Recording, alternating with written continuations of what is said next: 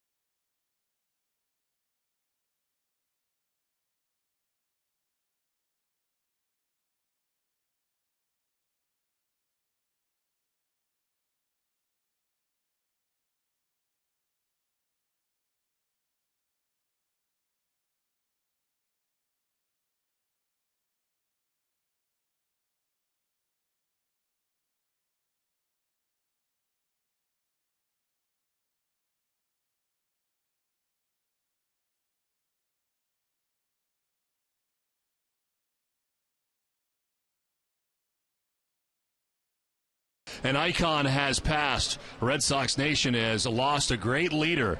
The former manager of the Boston Red Sox and Hall of Fame manager, Dick Williams, has passed away at the age of 82.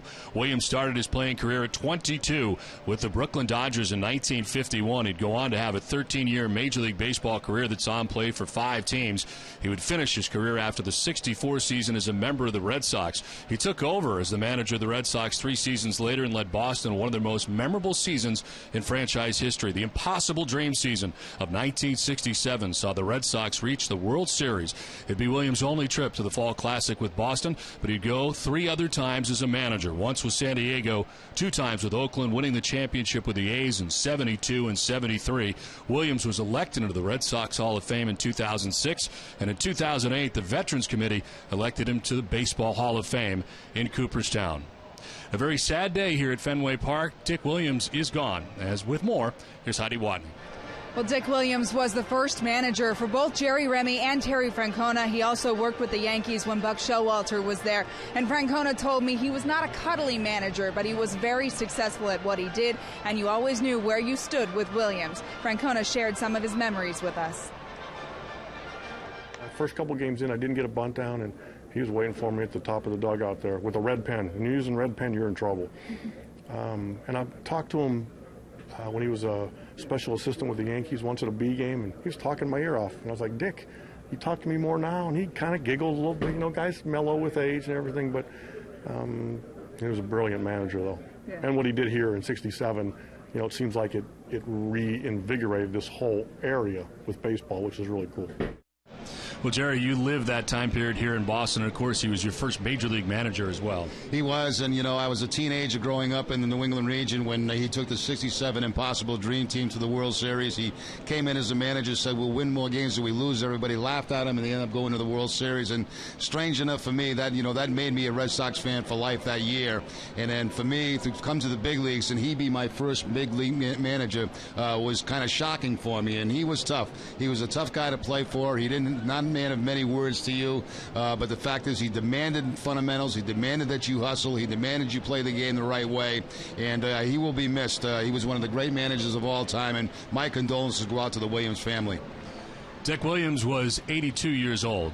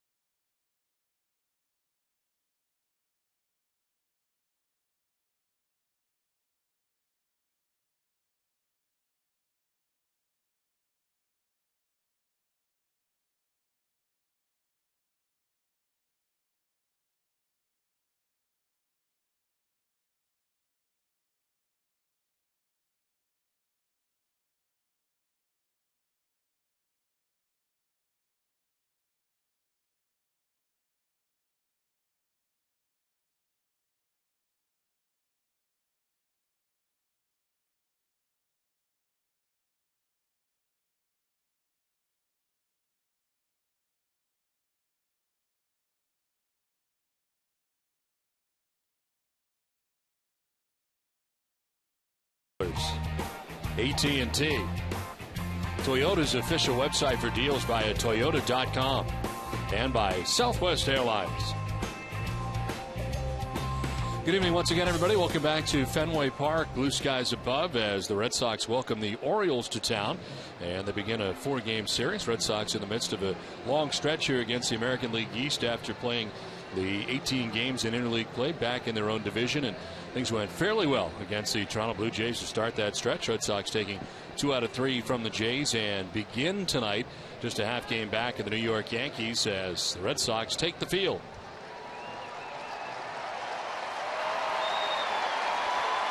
As they do, let's check out the visiting Baltimore Orioles starting 9.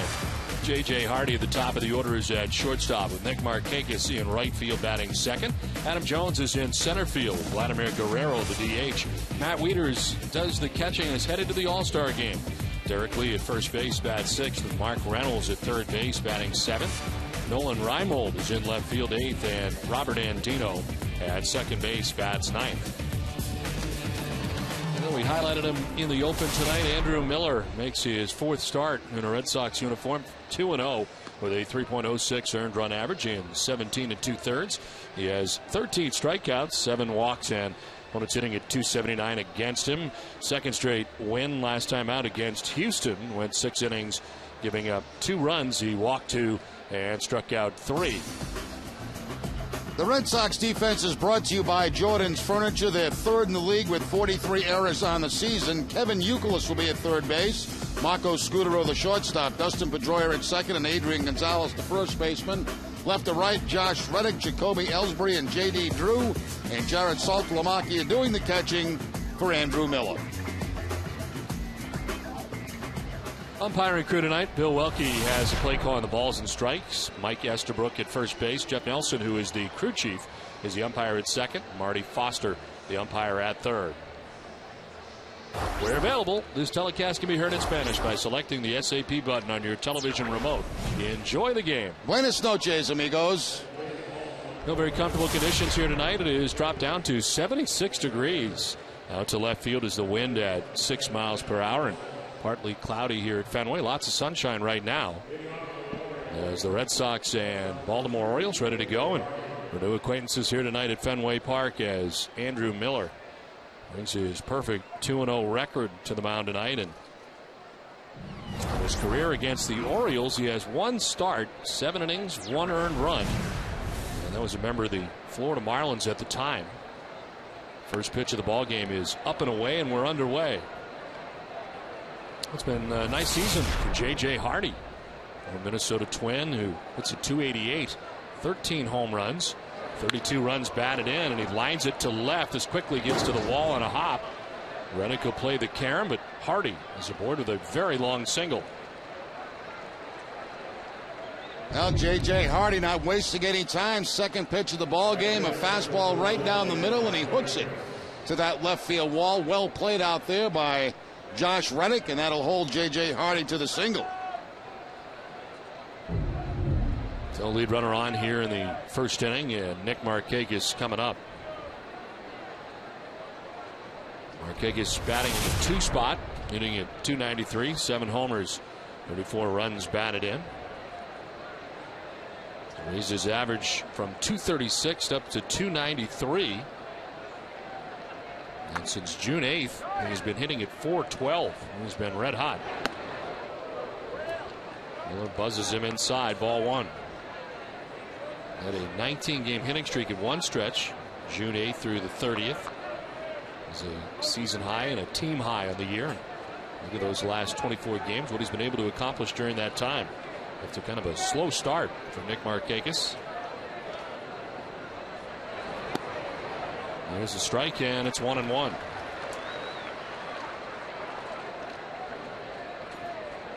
Nick Markakis, 6 hits shy of 1,000 in his career.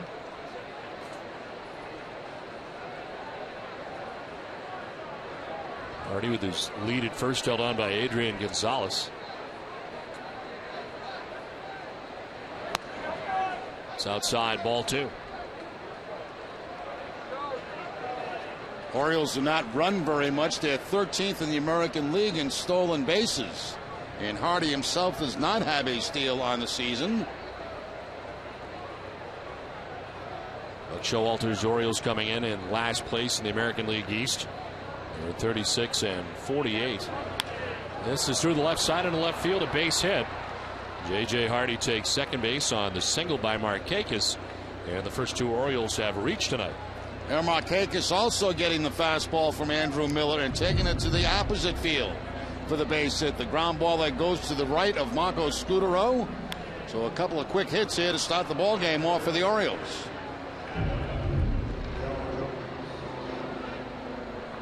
Two on, nobody out, and Adam Jones coming up.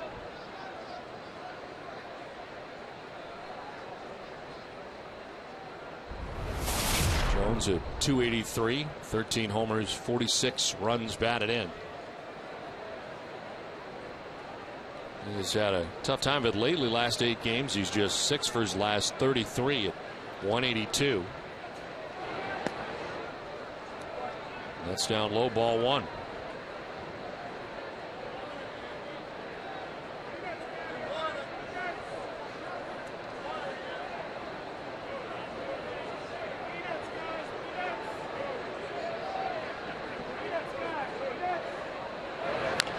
On the ground down the third baseline, foul, and it'll even the count at 1-1. Back-to-back changeups from Miller. That's been a pitch that's impressed me in the games that we've watched him so far. Very good changeup that he'll throw even when he's behind in the count. Adam Jones out in front of it, taps it foul down the third baseline.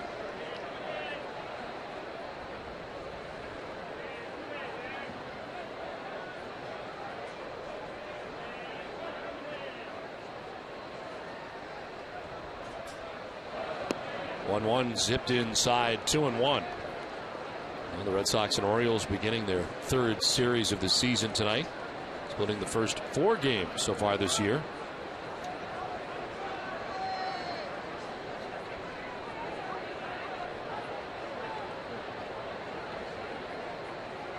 2-1 to Jones is a swing and a miss, and it's 2-2. That time gets Jones to chase a fastball that's up and out of the strike zone to run the count to 2 balls and 2 strikes. It really should be a 3-1 count right now.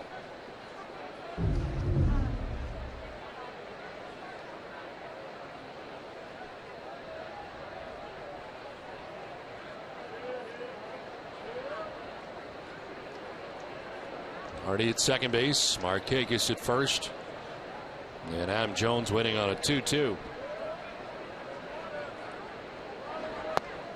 That is ball 3, full count. The first American League team that Andrew Miller has faced in the Red Sox rotation. No decision against San Diego. Wins at Pittsburgh and at Houston before returning here to Fenway Park. He's 6'7" left-hander ready to work with a 3-2. Jones fouls it off and will do it again.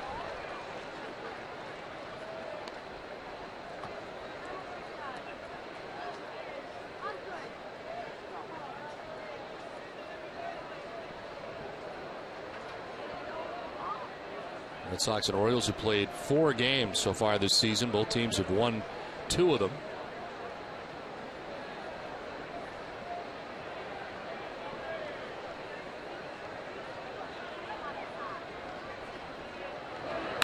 On the ground, it kicks off Miller and into right field. From second base, J.J. Hardy's coming around to score. They will stop the runner at third. Stopping at first is Jones. And the Orioles take a 1-0 lead in the first. That's happened a number of times to Andrew Miller in his starts. Baseball's hitting right back at him and deflecting off him. This time it hits him and goes to second base. Right off the glove, as you can see, and it goes by second base as Pedroia is heading toward the baseball. So the first run comes in for the Orioles, and they take a quick 1-0 lead. It is the second first inning run that Miller's given up, and of course last time I got hit in the back with a comebacker, and this time kind of made it worse by deflecting it into right field. So I'm trying to grab his bearings here as the Orioles have jumped on him for a quick run. Now first and third, still nobody out. He's got to deal with the free swinging Vladimir Guerrero. 282, 7 homers, 30 runs batted in for Vlad. Towards shortstop, could be 2. Scudero to second for 1, on to first for 2. A run will score. And from third base is Markakis. The Orioles get their second run, but Red Sox get 2 outs on the play. Now at this stage of the ball game, get the outs, get the 2 outs, give up the 1 run. Guerrero with kind of a routine ground ball to shortstop. But Pedroia has to get out of the way of Adam Jones, who is coming in to take him out, and they complete the double play to get the 2 outs. So 2 down, and the Orioles off to a good start here in the first inning for them. As Matt Wieters headed to his first All-Star game this year. Stands in and takes ball 1. Orioles catcher, they kind of been waiting for him to get it all together. And this season he's got a .269 average, 8 homers, 34 runs batted in. Takes a pitch away, and it's 2-0. Leads the majors in catching would-be base stealers. He's caught 23. And as far as hitting goes, he leads the American League in batting average with runners in scoring position. He's hit at .404 in that category.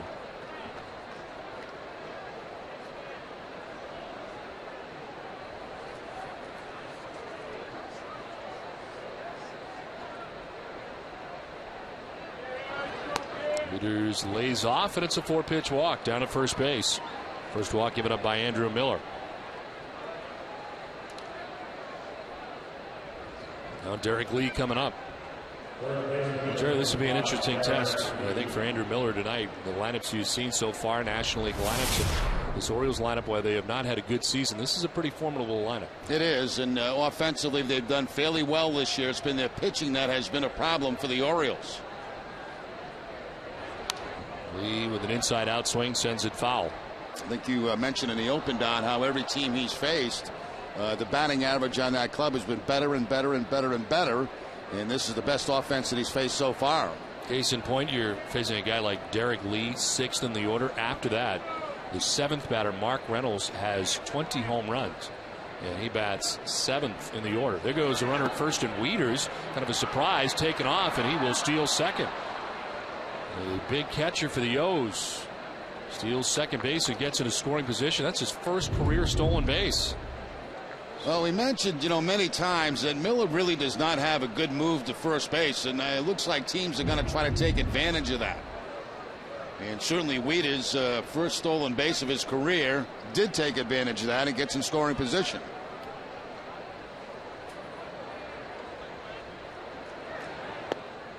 Down and in, 2-1 to Derek Lee.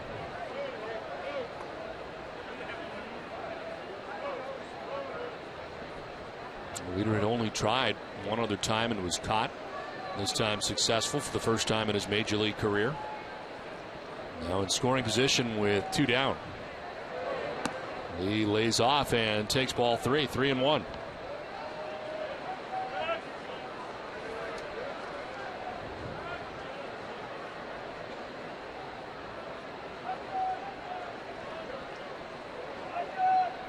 .22 pitches, 12 balls so far for Andrew Miller. That's a strike, and it's a full count.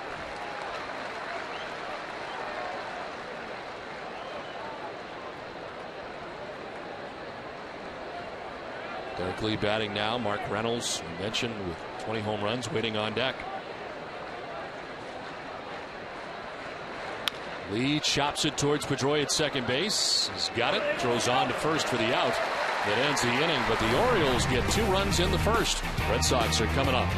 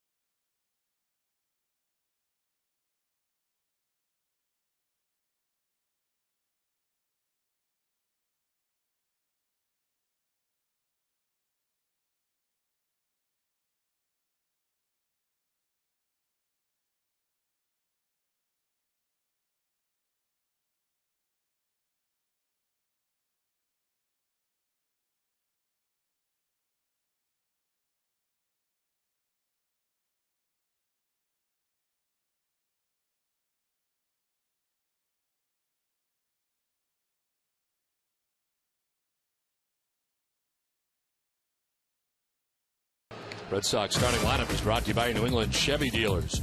Jacoby Ellsbury leading it off in center field with Dustin Pedroia at second base. Adrian Gonzalez at first base bats third. Kevin Youkilis at third base. David Ortiz the DH. Josh Reddick in left. Jared Saltalamacchia does the catching, bats seventh. J.D. Drew is in right field, he bats eighth. And Marco Scudero at shortstop batting ninth. On the mound tonight for the Orioles is Jake Arrieta.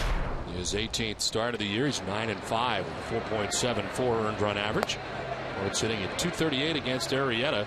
He's faced the Red Sox one time, September 1st in Baltimore. Got a no decision, and last time out a loss against the Orioles, 5 runs, or against the Atlanta Braves, I should say. 5 innings, 5 runs.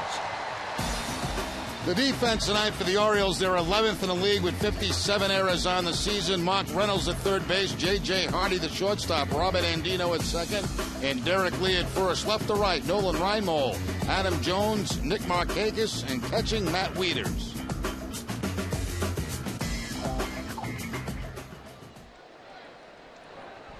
So Red Sox trailing 2-0 as they come to bat in the first inning.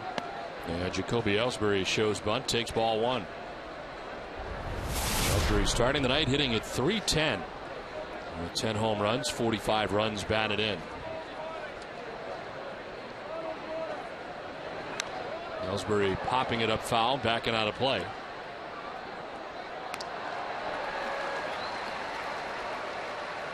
Jacoby first in stolen bases in the American League with 28. And fresh off a very good series against the Jays. 7 for 14. Home run, 5 runs batted in.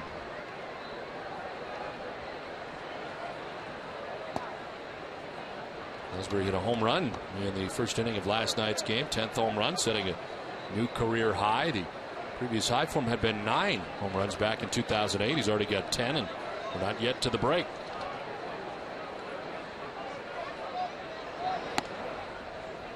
That home run last night was his 3rd leadoff home run of the season.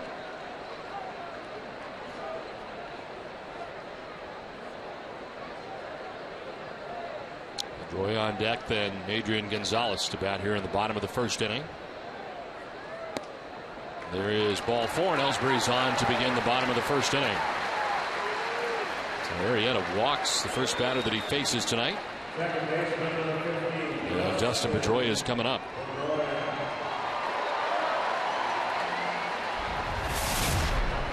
Dustin had 277, 8 home runs, 39 runs batted in. He's 1 for 4 here last night and 3 for 12 in the series against the Jays.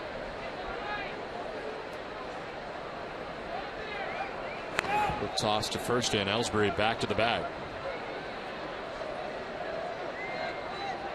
Jacoby 28 out of 38, and as we mentioned a couple moments ago, leads the American League in stolen bases.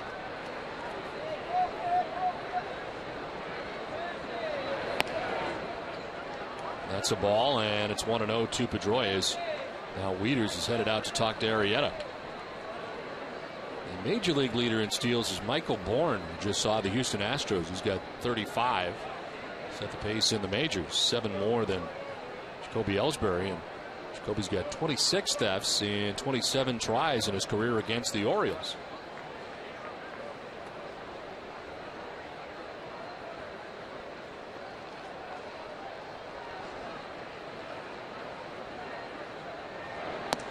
In tight. Pedroia almost ducked into it, and it's 2-0.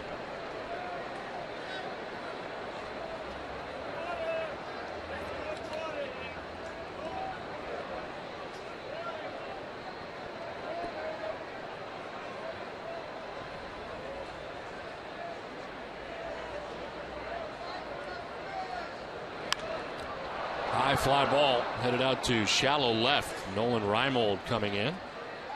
He'll put it away for out number 1 of the first inning. Red Sox baseball in Nesson is brought to you in part by Eastern Bank, the official bank of the Red Sox television network. Commitment, compassion, and love of the game. Find out what we're made of at easternbank.com.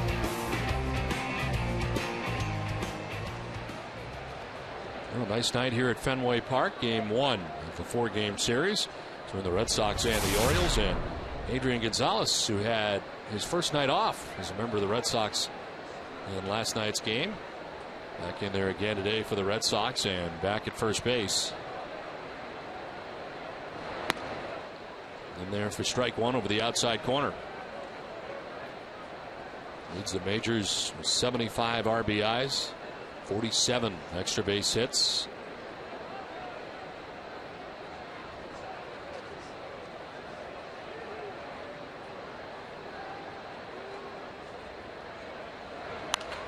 Sent foul off to the left out of play, and he's down 0-2.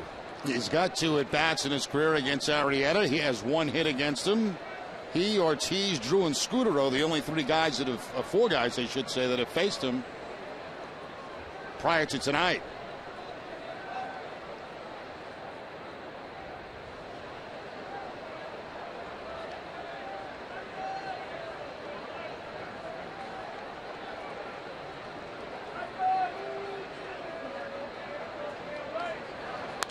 Gonzalez fouls it off, and it hangs at 0-2. Adrian first in the American League in batting average, hitting at .348. And so far this season in a Red Sox uniform, he's hit at .500 against the Orioles, 9 for 18.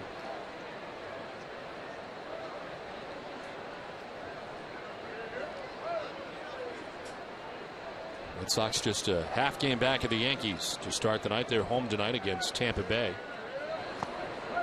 Derek Jeter just 3 hits shy of 3,000 in his career. And look at the records. The Yankees and Red Sox just a half game between them. And Tampa Bay out to a 1-0 advantage tonight over the Yankees in the second inning now in New York.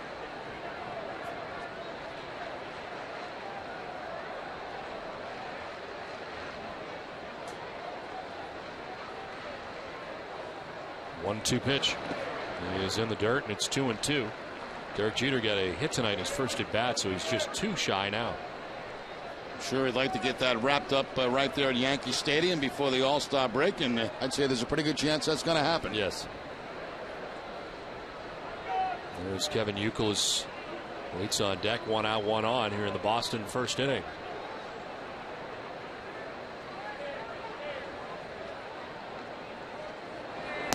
It's away and a full count. Adrian had been down 0-2.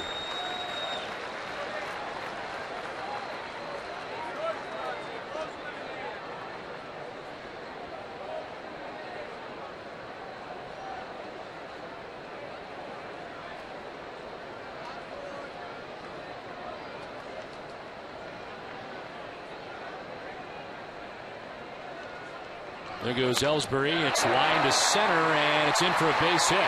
Knocked down by Jones, who quickly throws towards third, and Ellsbury will be out. What a throw from Jones. He got it quickly in center field. It one-hopped him. He kind of knocked it down and then let that throw go, and he gets Ellsbury at third base. Like Jacoby stopped a little bit around second base and then tried to turn the Jets on to get to third base, and it's thrown out. Here's the base hit up the middle. Let's see if Jacoby stops. He slows up right there, thinking the ball might be caught. And then he decides to go to third base and gets thrown out. Once he hesitated right there, probably the prudent thing to do would have been to stay at second base. 10 assists now for Adam Jones, the center fielder. One more look at the throw from Adam Jones, and not an easy ball to play. Gets it in his throwing hand and makes that strong throw to third base. Well, now 10 assists, matching the number on his jersey. So 2 outs. Gonzalez at first, and Youkilis has sent it out to Jones in center. Has room and puts it away. As the Red Sox are gone in the first, we played 1. Orioles on top 2-0.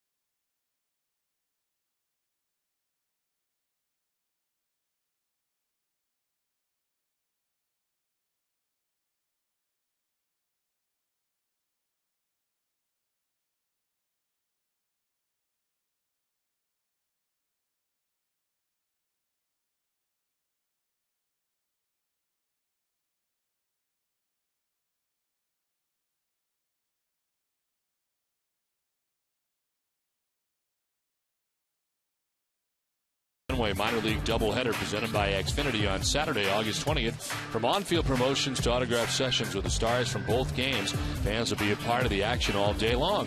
Family-friendly prices start at just $5. Visit RedSox.com futures to get your tickets today. We head to the top of the second inning. Happy 40th birthday. Love the tattoos. Which side's better, right or left? Her left. More or less is the question. More. Can never have enough. 2-0. The Orioles on top as Mark Reynolds leads it off for the O's. Bottom third of the Baltimore Orioles. Reimold and Andino to bat here in the second inning. .230 average, 20 home runs, 49 runs batted in. Fouls it off. Mark Reynolds will strike out with the best of them. 90 strikeouts on the season, but the 20 home runs will go with it.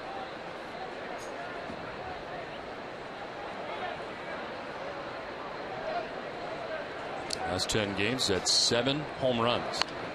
And this one off the end of the bat, out to get it is Pedroia. That one ended up almost on the grass. Pedroia reaches down to pick it up off the shoot tops, makes the grab, one down. Well, that came off the bat kind of weird for Dustin Pedroia right here. He's going back thinking it's going to go deeper. By the time he turns around, he's going to reach forward to catch the pop-up. So one out here in the second inning, and Nolan Reimold coming up. Reimold at .271, 4 home runs, 12 runs batted in.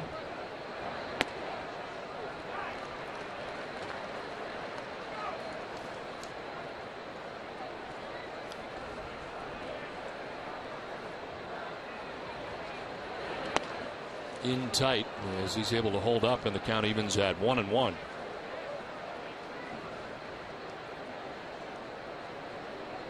Usher's rookie season in the majors, 104 games, hit .279. Just outside, 2-1.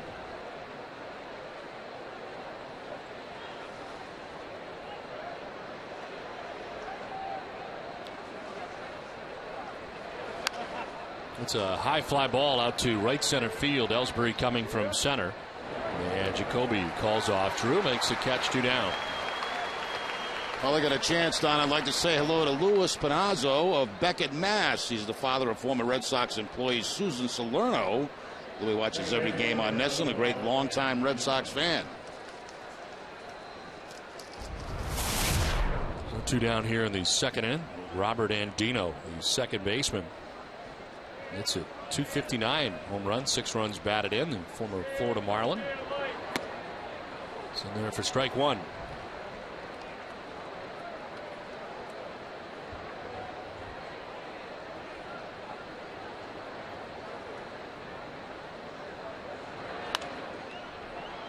Miller would like to have an economical second inning after a 24-pitch first inning tonight, which he gave up 2 runs, allowed 3 hits, and had a walk. Had to consume a lot of energy in the first inning against the Orioles, and those 2 quick outs here in the second inning. 0-2 is grounded foul outside of third.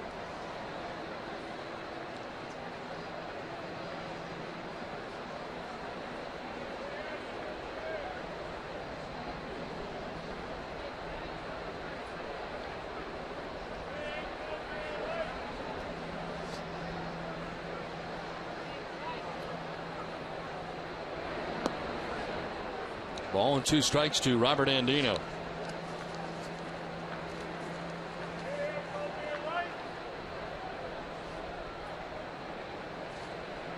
Top of the order, J.J. Hardy waiting on deck for the Orioles. 1-2 sent foul down the right field line. We'll do it again, 1-2.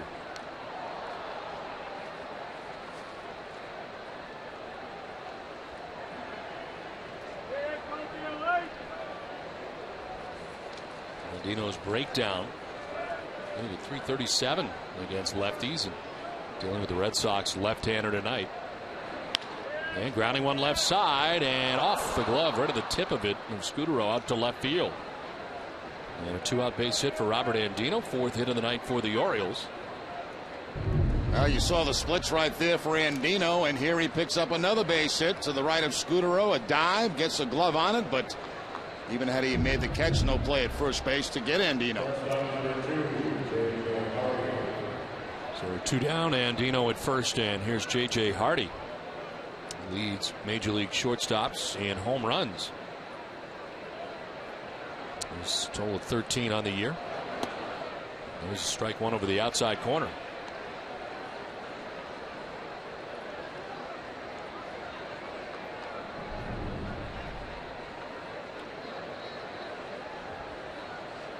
Hardy's 13 home runs this year, 3 more than the Orioles shortstops hit the last 3 years combined. He really kind of had a revolving door at shortstop. Cesar Turris got the majority of the time at shortstop for the Orioles in between the Miguel Tejada stints, and there were 2 of them. And J.J. Hardy's been there this season and providing some pretty good offense to top their order. So he takes strike 2, 1-2. In the leadoff spot, he's hitting an even 300 coming into tonight's action for Buck Showalter. And Hardy defensively has been very good. He's made just 1 error. There's a throw to first base, and Dino is back to the bag.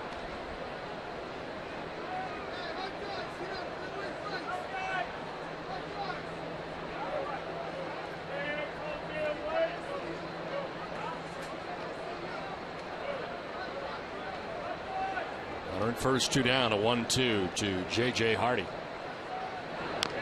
That's tap foul. Do it again, 1-2.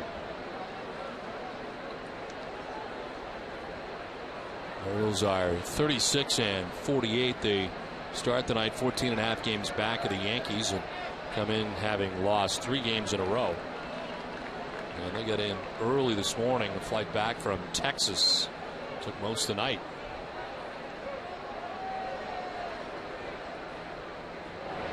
1-2 is rolled foul. Yeah, that's a killer trip back from Texas, isn't it? Yes, we've done it more than once. Especially for night games. A quick turnaround getting here around 4:30 this morning and then to the hotel. Series didn't go well. They lost all 3 games, and here they are now to begin this 4-game series against the Red Sox before the break.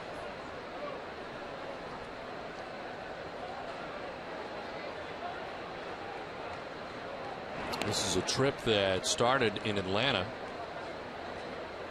They lost 2 out of 3 to the Atlanta Braves at the end of Interleague, and then went to Texas where they were swept, and now they're here. In fact, the road has not been a kind place for the Orioles. Last 22 road games. Baltimore now 5-17. Runner goes, and it's popped up. First base Wade. Gonzalez will step into fair ground and make the catch that ends the inning. Inning and a half done from the fence, 2-0 Orioles.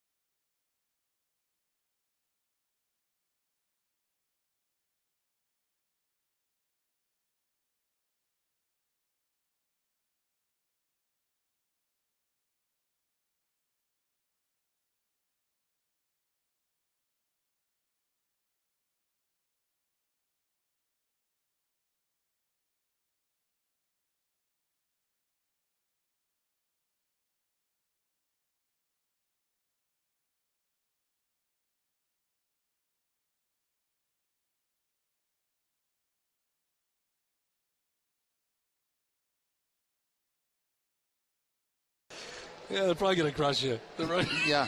It's great. It's all over. SBR.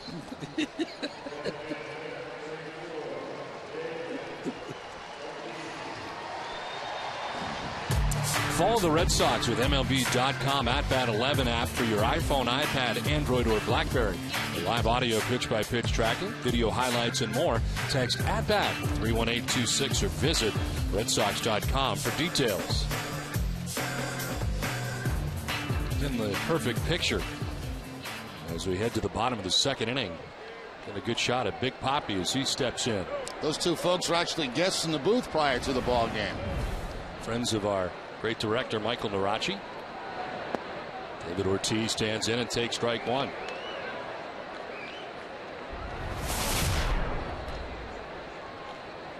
Ortiz at 299, 17 home runs, 49 runs batted in. To left with the shift on. He'll take it to the wall in a couple of hops. Reimold back to play. Big Poppy's thinking two. Throw to second base is going to be not in time. A double for David Ortiz. A very good sign there for David Ortiz. Limited at bats on that road trip through the National League. Going back to the opposite field, keeping the shoulder on the ball, the head of the ball, and taking that line shot to left field. And then Big Poppy lumbering into second base for the two-base hit. It's like he almost stopped before he went into that slide. He wasn't going anywhere when he hit the dirt. And this came to a halt, but he is safe at second base. Safe and secure. New York life. At second with nobody out, Josh Reddick stands in on the left side. And takes ball one down and in. Reddick with a .388 average. 1 home run, 10 runs batted in.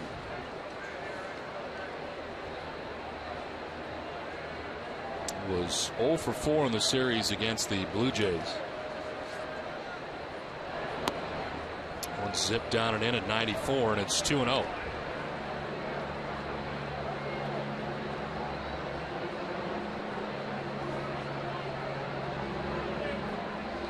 Poppy starting the second inning with a double. Red Sox had a couple of base runners in the first, but could not score. There's a chopper to first, picked on the backhand by Lee. He flipped to Arrieta, the pitcher, for the out. As Ortiz takes third base. Derek Lee with a nice play on the half hop at first. Yeah, very nice play. That in between hop that Lee had to backhand, then feed his pitcher at first base to get the out. But Reddick gets the job done, gets Ortiz to third base with less than 2 outs.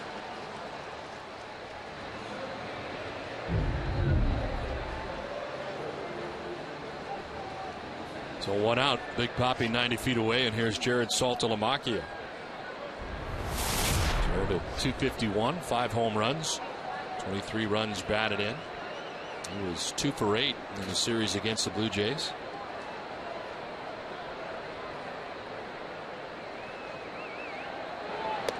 This one down near his knees.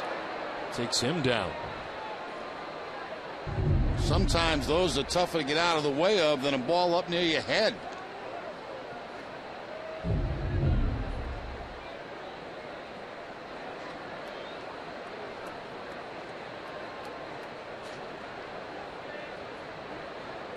Outfield set up straight away on Saltalamacchia. You see Ortiz down at third base. A 1-0. On the ground, it is a foul ball. That was very close, straddling the line down that first base line, and ruled foul by Mike Estabrook, first base umpire. Very close down the first base line. We get a great shot from this angle right here, and you can see just to the left of that first base bag. Good look and a good call.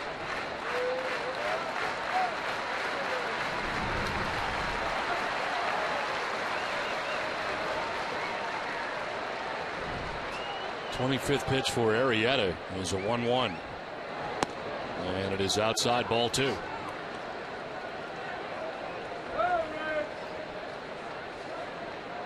Arrieta trying to work his way around a leadoff double by David Ortiz here in the second inning.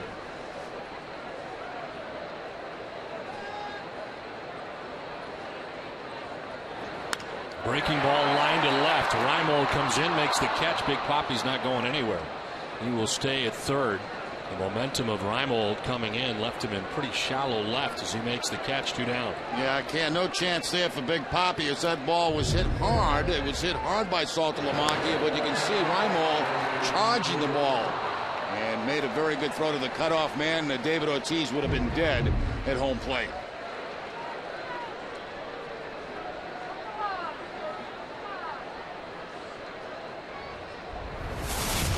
2 down for J.D. Drew. That's 8th in the Red Sox order.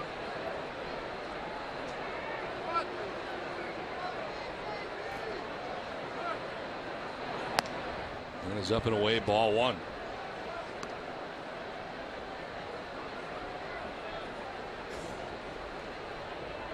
Drew has always enjoyed his time against Baltimore. .340 career average against the O's.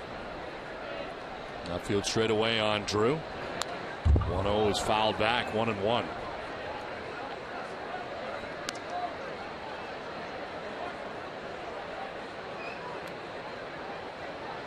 $15 home runs for J.D. Drew against Baltimore. That's the most of any American League team.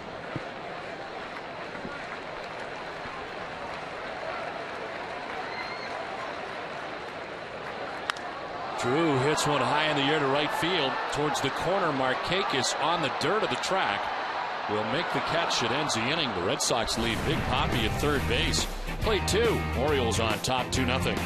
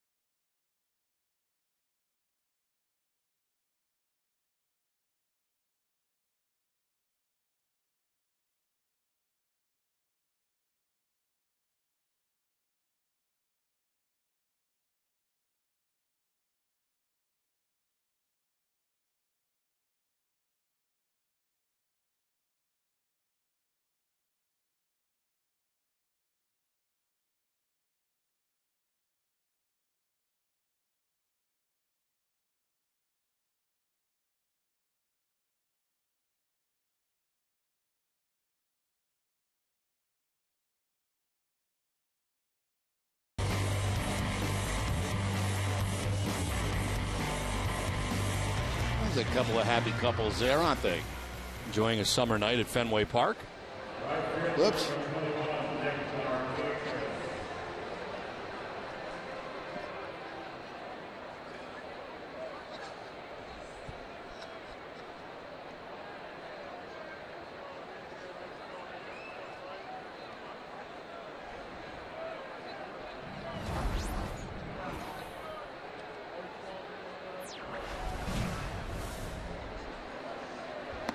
Nick Markakis takes strike one.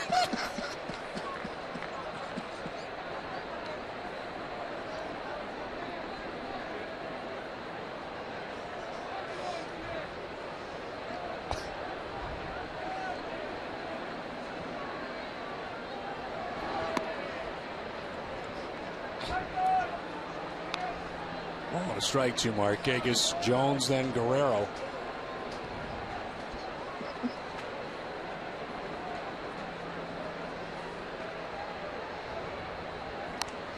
Breaking ball fouled off to the left, and it is 1-2. A lot of pitches from Miller through the first 2 innings, 43 total.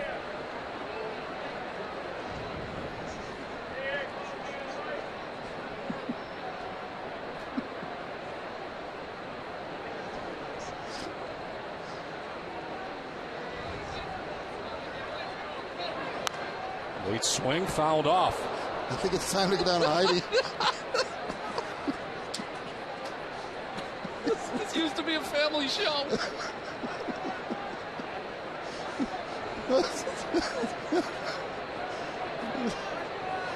One ball, 2 strikes. Markakis single in the first. On the ground, right side. Pedroia's got it. There's one away. Let's send it to Heidi. Well, Don, the Red Sox have not officially named a starter for Sunday just yet. They placed John Lester on the disabled list yesterday. Now, the Red Sox have been able to survive because of such depth in their organization, as Terry Francona talks about. We've lost some pretty good pitchers, and we certainly don't want to lose them for an extended period of time. That's why we're trying to be, whether the word's prudent or, cautious. But it is, we're pretty fortunate. Wake stepped in. Andrew Miller's coming up, and it's exciting. There are guys in AAA we think can compete. But we also want our guys back that we've leaned on and will continue to. Well, as for updates on Lester and Clay Buchholz, Clay went to see Dr. Brigham in North Carolina yesterday, and his findings were consistent with what the Red Sox doctors said. He has a lower back strain and will progress as tolerated. There's no timetable for Buchholz's return just yet, but since he's been down for so long, there's a good chance he will need a rehab outing before returning. As for Lester, he had an MRI which confirmed the lat strain. He will not throw for a few days. Hopefully he'll be able to ramp back up and be able to pitch in that 6th game after the All-Star break when he's eligible to come off the DL, although the Sox have not laid out a timetable for his return just yet. Don? All right, Heidi, thanks very much. Jerry, it is amazing the depth the Red Sox have had every year. We talk about it in spring training. We got all these starters. What are you going to do with all these guys? Well, another year where you needed all these guys and then some. Exactly right. And, last year was a little bit different because it wasn't so much the pitching that got hurt. It was position players. But it's very dangerous when you start to lose starting pitcher after starting pitcher. This one is chopped off the plate. Miller's off the mound. Field spins and fires low. Gonzalez can't get it. Down towards the top. Pedroia gets it. His throw goes into left. So unfortunately, no more running for Jones, who stops at second, but a little sloppier for the Red Sox. Miller is charged with an error. Miller got the ball in plenty of time. It's a breaking ball that's tapped right down that third base line. He gets it, he spins around, but the throw is going to be off the target at first base. There you see Gonzalez reaching for it. He can't get it. Jones continues on at second. Then Dustin Pedroia's throw is airmailed into left field. I think a good throw from Dustin. He might have had him at second base. So it's just an E1 here that gets Jones to second, one down. And Vladimir Guerrero, the batter. Guerrero grounded into a double play in the first. 6-4-3 twin killing.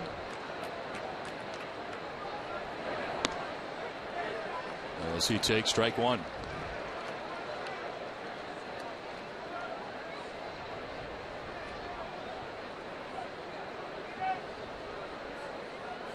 Guerrero, 36 years old.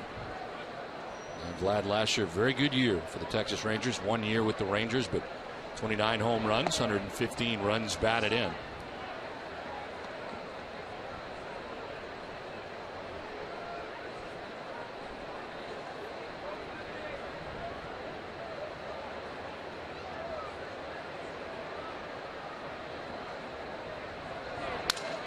Broken back grounder right side. Pedroia's got it and fires to first.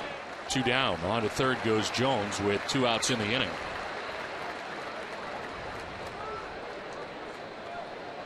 To celebrate the 100th anniversary of Fenway Park, get your name into the history of America's most beloved ballpark by getting a personalized commemorative brick. Your unique message will be engraved onto a brick. It'll be placed inside the ballpark concourses at Gate B or Gate C. You'll also receive a free replica of the brick with a custom case to proudly display in your home or office. Visit redsox.com/bricks to get your brick today. 2 down here in the third inning. Adam Jones at third base, and here's Matt Wieters.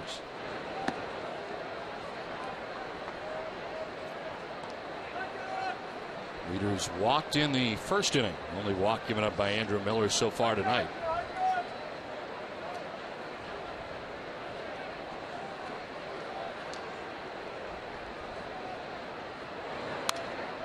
Off the end of the bat, foul, 1-1. I heard about a lot of control problems for Andrew Miller before arriving here for the Red Sox, but so far, Red Sox uniform, most walks he's had in the game is 3. 2 against Pittsburgh, 2 against Houston, and so far only 1 tonight.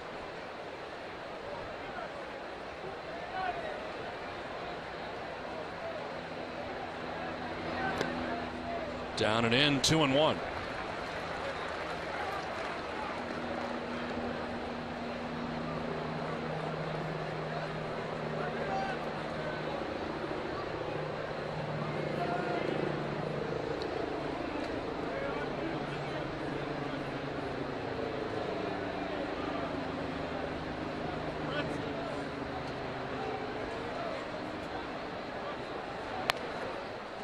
Up and away, 3-1.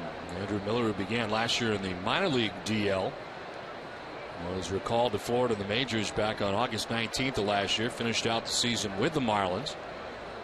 Was 1-5 with an 8.54 earned run average. Had 7 starts with Florida and 9 total games. He's fouled back. Full count now to Wieters. There's that 3-1 changeup again from Miller. Wieters following it straight back.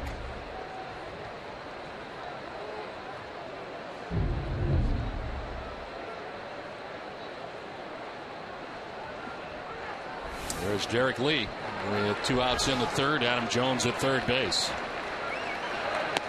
Ball 4, he walks him. Second time Wieters has drawn a walk. Only 2 given up by Miller in the game. Well, remember to tune in to NESN each game night at midnight. The Sox latest matchup are played in a convenient 2-hour format on Sox in 2. Presented by Ace Tickets. Great seats at great prices. Some of the game you see, some of it you don't see. I know some parts of it tonight that you won't see. There'll be some edited portions in Sox in 2.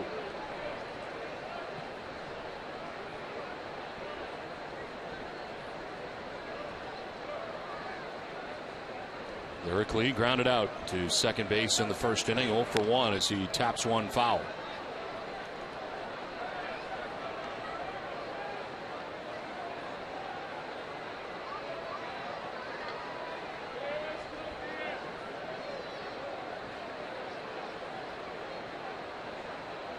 There's Jones at third. Wieters cross the diamond at first. 2 outs in the third inning. That'll skip in for ball 1, 1-1. And here in the third, this pitch count is really rising for Andrew Miller up to 63 pitches through 2 2/3 innings. Yeah, and the bullpen's been worked pretty hard too for Terry Francona over the last couple of days. 2 out of 3 innings, Miller has been 20 or more in the pitch count. It is 1-1 to Lee. Ball 2, 2-1.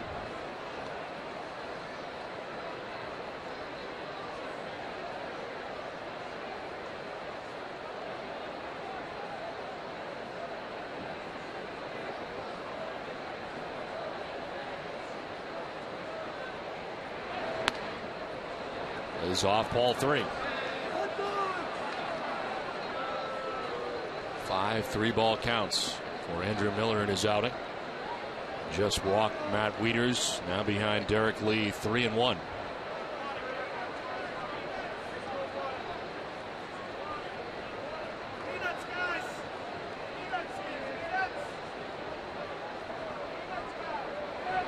Swing and a miss. Battles back, full count.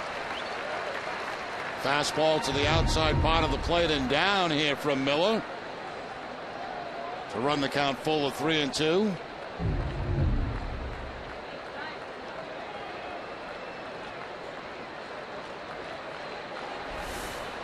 On deck, Mark Reynolds with 2 outs here in the top half of the third inning.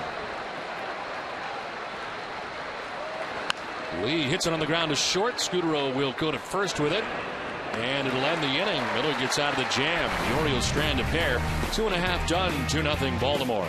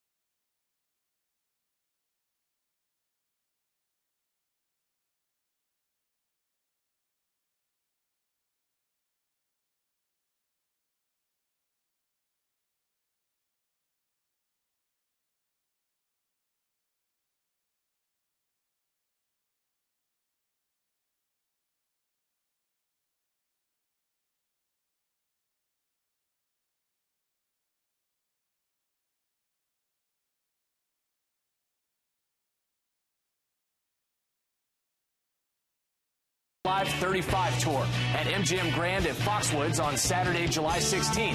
For tickets, visit foxwoods.com or ticketmaster.com.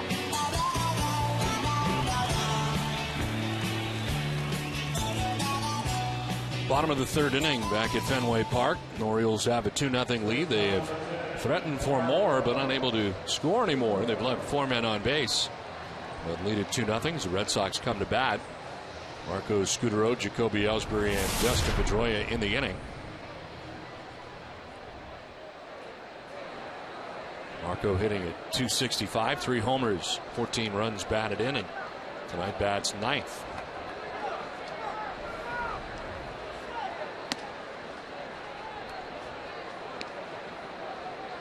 Scutaro is 2 for 9 in the series against the Blue Jays.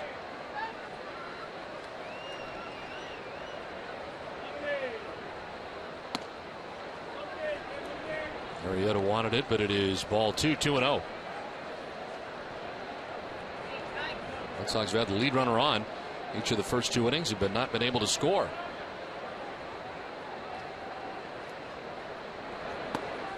There is ball 3, 3-0. A walk by Ellsbury. And then a double by Ortiz, and Ortiz was left at third base to end the second inning. Now leadoff walk to the number 9 man, Marco Scutaro. Second walk given up by Arrieta. He's lived dangerously, and leadoff man's on again. So Marco's on, and Jacoby Ellsbury is coming up.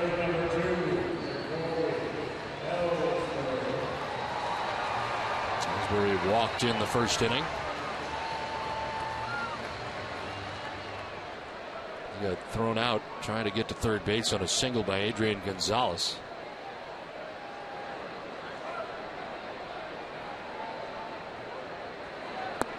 Shows bunt, pulls back, takes ball 1, but in the process grabs the attention of Mark Reynolds. Third baseman charging in.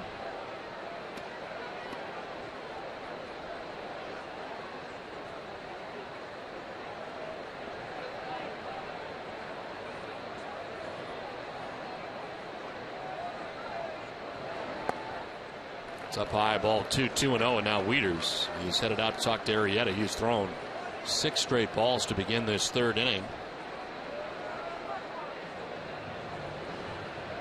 Mark Connor, the pitching coach, headed out. Tonight, following our Red Sox coverage, join Jade McCarthy for NESN Daily, presented by Sun Life Financial. Naoku Funeyama reports from Stuccia Arena at the 5th Annual Bruins Development Camp kicks off today. We'll have the latest from Roger Clemens' trial as juror selection continues. Plus, he'll talk with Roush Fenway's David Reagan about his first career Sprint Cup victory last weekend. All this and much more on NESN Daily tonight, following our Red Sox coverage only on NESN. And of course, we'll look back at the life of Dick Williams.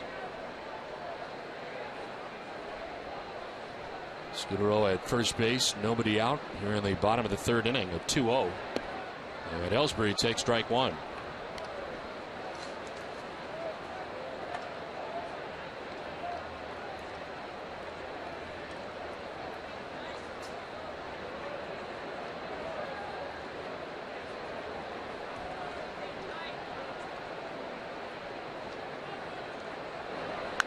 This is laced foul outside of first.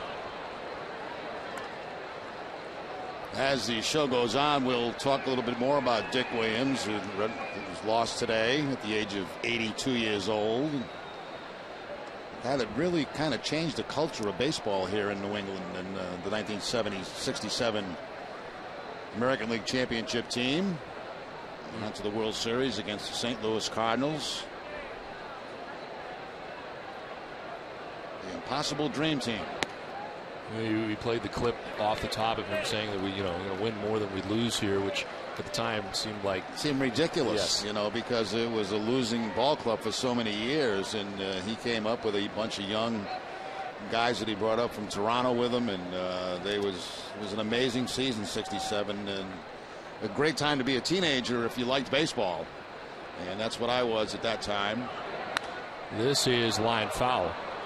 You listen to your stories about Dick Williams and also Terry Francona's stories, and the first word you hear is fear of your manager in both cases. I can tell you, it was a lot more fun being a fan of him as a manager than playing for him as a player.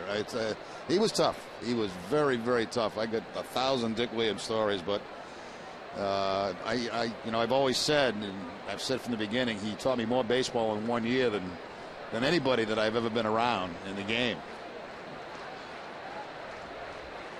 The runner goes on the 3-2, and it is ball 4. Second time Ellsbury has walked, and all of a sudden now, Arrieta having some problems here control-wise. So it is first and second, nobody out, and Pedroia coming up and sent it down to Heidi. Well, Don, exactly what Jerry was just saying about Dick Williams was what Buck Showalter told me was like being around him in the Yankees organization. I had a chance to talk with Showalter about Williams before the game. He was ahead of his time. He wasn't afraid to. He was extremely sharp and called things as he saw them. He was very, sometimes blatantly honest. Some people had some trouble with that, but you always knew where you stood with Dick, and he was a very realistic voice for me. He was telling me what he thought, not what he thought I wanted to hear. Or, with Mr. Steinbrenner at that time, it was really, I was lucky to have him around. Well, of course, Buck Showalter was a manager of the Yankees when Dick Williams was involved with the Yankees. And, of course, George Steinbrenner a few times tried to get him to come to New York, and it seemed like that may happen at some point over the years. Yeah, he desperately wanted Williams as a manager with the Yankees for a long, long time. But he was tough. As Buck said, he was ahead of his time. I mean, he was a brilliant baseball guy and a guy that demanded perfection. He really did. And that's one story. I had the green light as a rookie. I was a rookie when he brought me to the big leagues, and of course I could run whenever I wanted to run. And one time I got thrown out at third base with 2 outs, and he didn't talk to me for 2 weeks after that. He took me off my own, and he said, "You're no longer running on your own." And that's the last words he said to me for about 2 weeks. They were in Comiskey Park in Chicago, and he taps me on the shoulder during batting practice. He says, "Did you learn your lesson?" I said, "Yeah, I guess." 2 weeks ago. I mean, come on, So, wow. But I mean, that's the kind of guy he was. Well, he stood up here between you and I think it was 2 years ago. He was being inducted into the Cooperstown Hall of Fame. He'd already been inducted into the Red Sox Hall of Fame.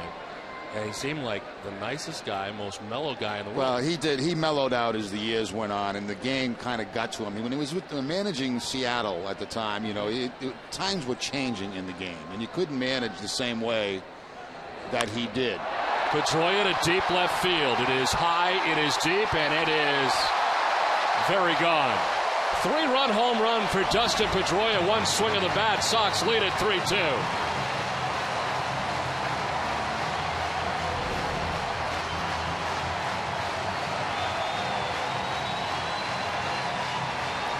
Now Dustin back in the second spot tonight, continues to show power. Home run number 9 on the season for Pedroia. He gets a high fastball from Arrieta that time and takes it high over the monster seats in left field. So the Red Sox make Arrieta pay for the walks with the 3-run home run. Third home run in the last 8 games for Pedroia. Boy, walks really hurt Arrieta in this situation, setting up the 3-run shot.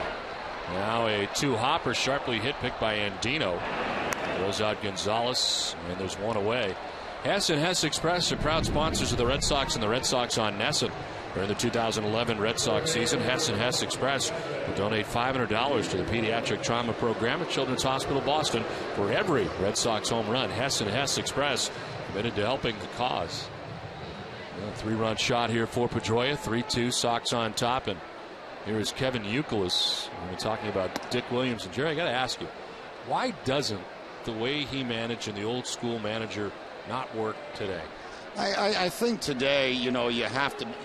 You treated everybody back there equal, and I don't think you can do that today. I think you need to know the different personalities of people, and in those days it was their way or the highway. That's the way it was. The game's changed obviously a lot with free agency and with things that have gone through, but I think you're much better off today as a manager knowing your players, knowing how to handle them, knowing when they need a boost, when they need a kick in the pants. It was a little bit different back then, and he came up under Gene Mock, and they were both very, very similar. Tito played for Dick Williams, of course, and Tito, nothing like Dick Williams as a manager. And it was just different times. It was different times. Did the manager have more power than he has today? I think they definitely did have more power than they do today. And a lot of that goes, I think, with money. I mean, players didn't make the kind of money, obviously, that they make today, and it was quite a bit different. But I'll tell you, he had some beauties. He was. I mean, that fear. I mean, Terry is as a player manager as perhaps there is maybe in the game. Yeah. But I mean, you feared this guy. Oh, I was scared to death of the guy. Scared to death. So was Terry. It's the first thing you say. Anytime you bring him up. After my rookie season, I didn't know whether he liked me or not. I had no idea. And he clearly did. Yeah, and years later, you know that now. Yeah, and the Red Sox that year in '75 went to the World Series. This is to third. Reynolds on the run. Now, if I'm not mistaken, at 24 years old, he made you his captain with the Angels. Right, and getting back to the story about the World Series, in '75, the Red Sox went to the World Series, so that was after my first rookie season. I didn't know if he liked me or didn't like me. I had no idea. All of a sudden, I get a phone call from home. It's Dick Williams calling. He says he invites me up to the game. He treated me like a king, taking me to all the pre-parties that they have the World Series, getting tickets to the game, and I'm going out. I said, Skip, I said, I had no idea that you even could smile, But he was a piece of work. And we see his son, Rick Williams, a lot. And, of course, our condolences go to the entire family. There's a lot of them during spring training. One of the funniest moments I saw was right here at Fenway Park. We're with the Angels. And he went out he was been yelling at the home plate umpire the whole game from the dugout. So finally went out to the mound to wait for the umpire to come out, and he was just laying into him like there was no tomorrow. So the umpire said to him, he says, if you open your mouth one more time, you're out of the game. So Dick goes and didn't say a word. He got thrown out of the game.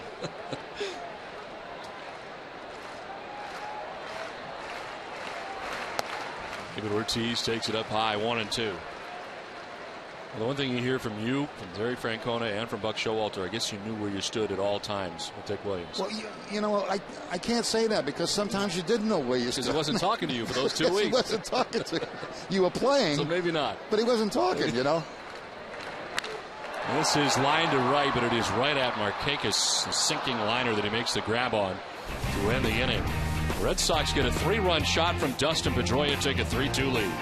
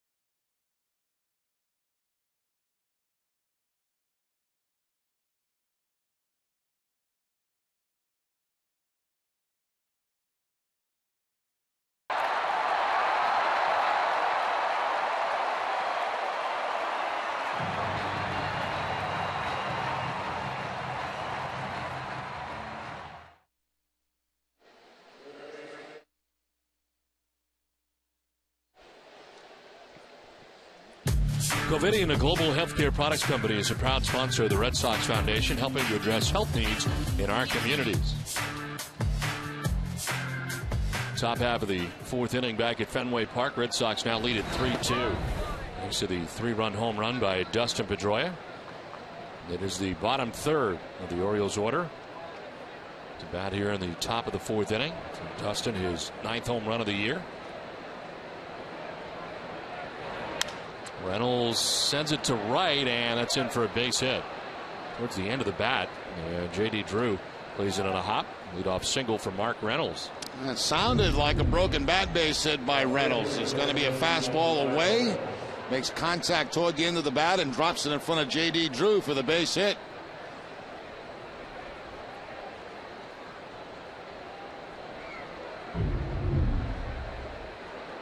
So lead runner on here in the fourth inning for Nolan Reimold.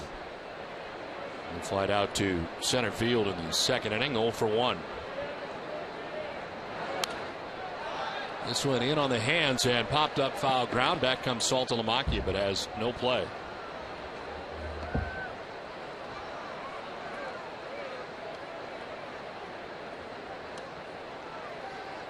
Reimold flied out to center field in the second. Well, Miller's been getting ahead of most since the first inning.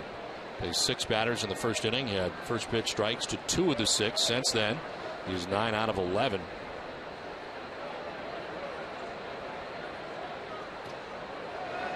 Oh, one is on the ground towards short. Scudero can't catch it. It's under his glove and into left. Could have been a double play ball if he could have gotten it. Scudero goes into the slide to try to make the catch on the ground ball, but the ball evades the glove and out into left field. Right underneath the glove of Marco Scudero, who was thinking probably about going to second base. Never had the baseball. It is a base hit for Reimold. First and second, nobody out.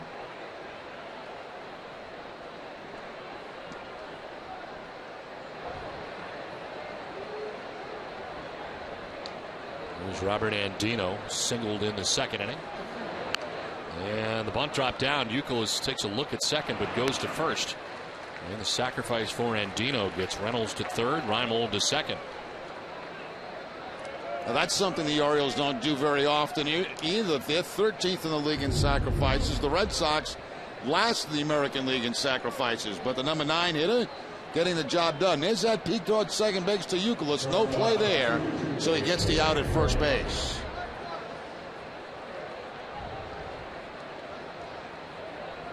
So second and third, 1 out, and J.J. Hardy the batter.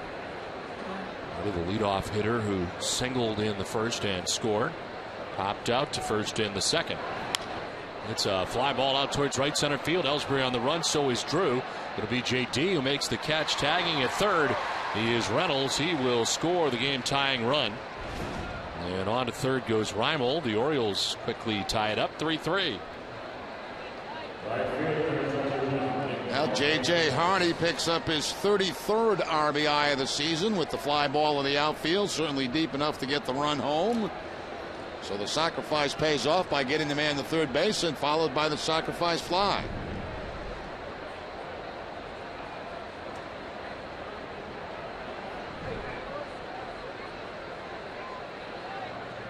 Reimold 90 feet away now with the go-ahead run for the O's. As Nick Markakis is 1 for 2 tonight. He singled in the first inning. Grounded out to Pedroia at second in the third. Spins him out of the box with a pitch inside.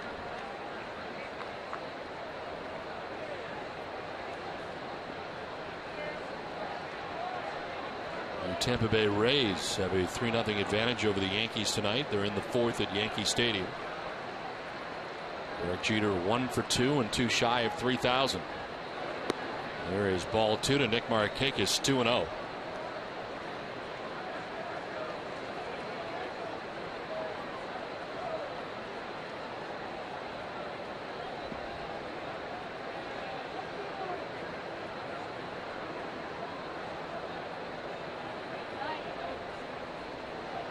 There's Nolan Reimold at third base. 2-0 pitch grabs the outside corner, 2-1.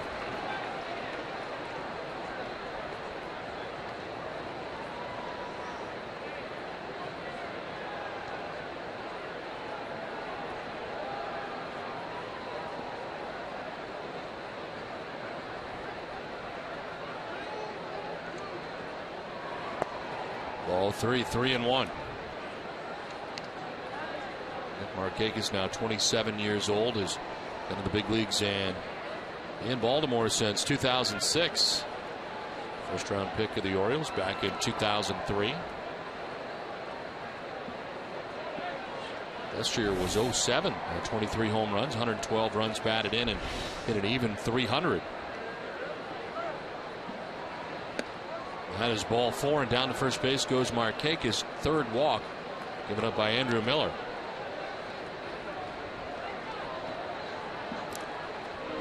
Well, it's time now for tonight's AT&T trivia question.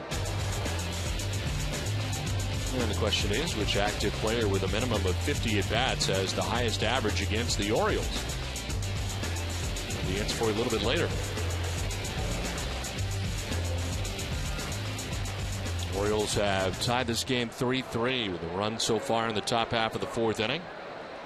They have 2 on with Nolan Reimold at third base, Nick Markakis at first, 2 down, and Adam Jones is the batter.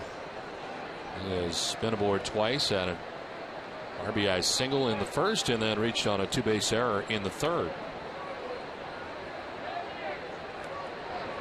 This is down and in, a nice play by Saltalamacchia, who saves a run.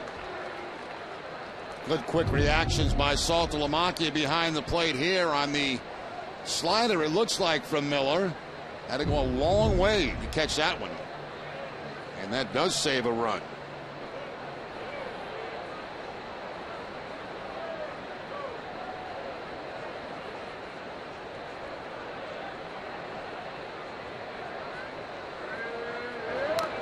This one fouled straight back, 1-1.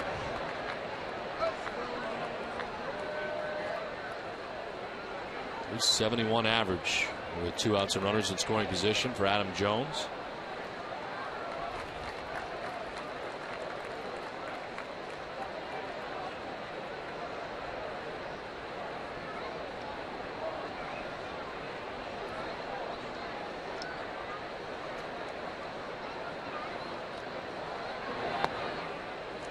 The Orioles have been hitting some home runs since June 1st.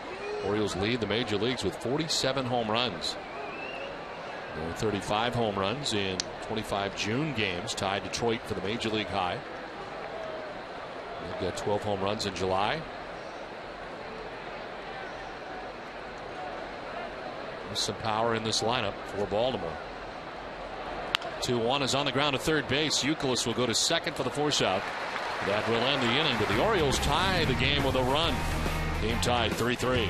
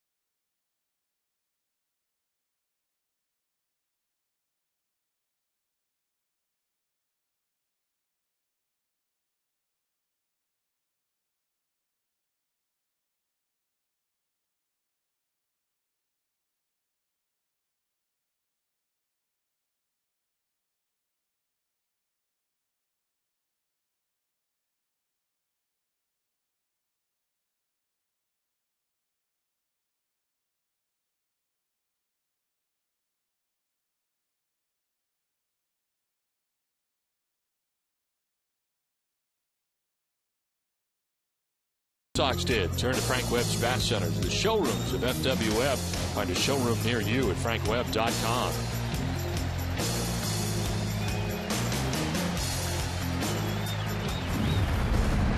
Well, the Orioles get a run in the top half of the fourth inning, tie the game 3-3. As we head to the bottom of the fourth inning, Josh Reddick, Jared Saltalamacchia, J.D. Drew to face Jake Arrieta. Reddick a ground out first base in the second inning.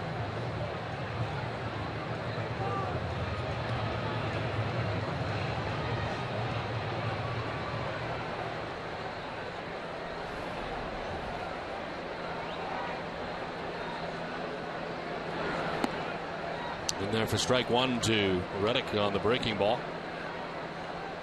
Arrieta's had a tough time with the first batter of each inning. Red Sox have had a lead runner on in every inning so far tonight.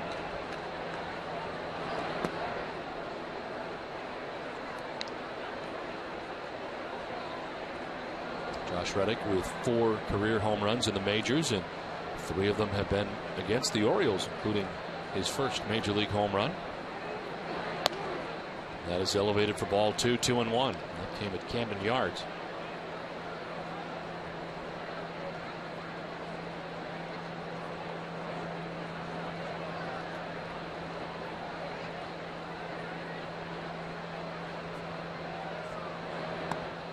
He goes after it, and it's strike 2, 2-2. Curveball fooling him. Chasing the breaking ball that's down and in. Never really a strike to Josh Reddick that time.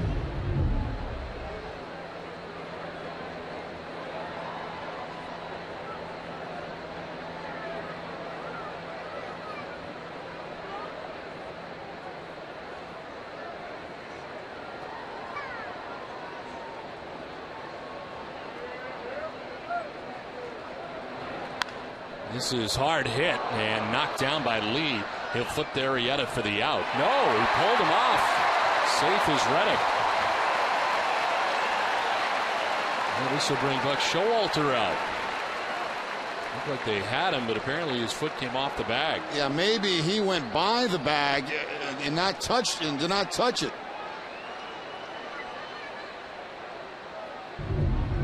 Take one more look. There's the stop by Lee, and here's the feed. It looked like he got the back of it, didn't it? Yeah, it did, right in the corner. Looked like he got the heel of the spike on the bag. That appears to be a missed call. Yeah, he did get it. Red Sox catch a break there. Not much doubt there.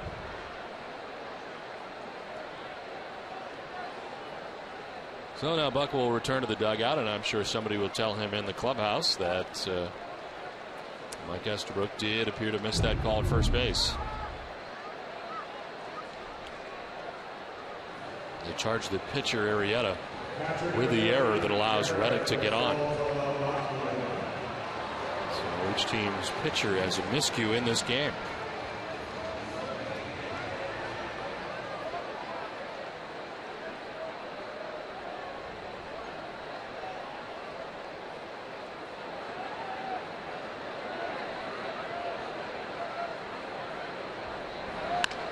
Into right field, a base hit for Saltalamacchia.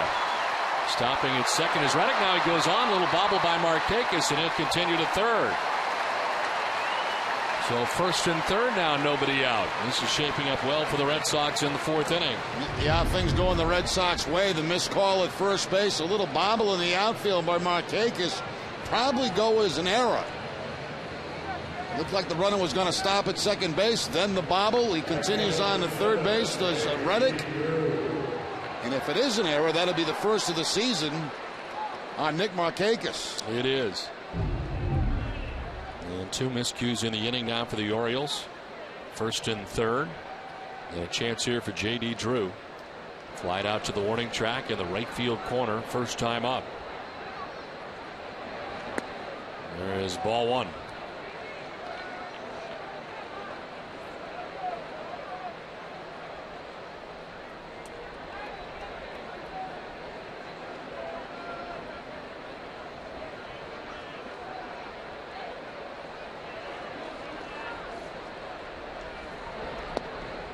That's in there for strike 1-1. Right-hander up for the Orioles. Jason Birkin warming in the pen.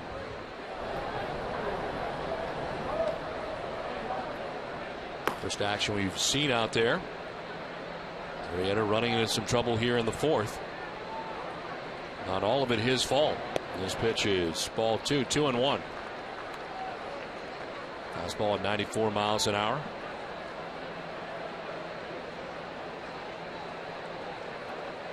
Reddick at third base. Cross the diamond. Saltalamacchia at first base. Nobody out.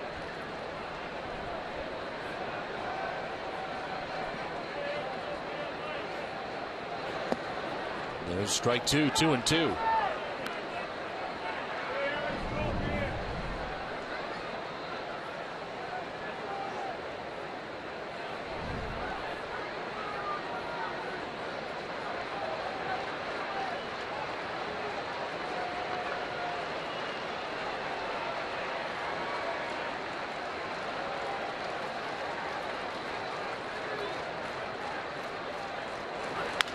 To first base. Lee will bobble it, knock it down. Runnels scores. He tags first. And the Red Sox pull ahead again, this time 4-3. What a bad hop Lee got on that ball. That ball bounced up and hit him on the shoulder, it looked like. Rolls toward the first base bag, so he's able to get J.D. Drew, but the Red Sox do pick up a run.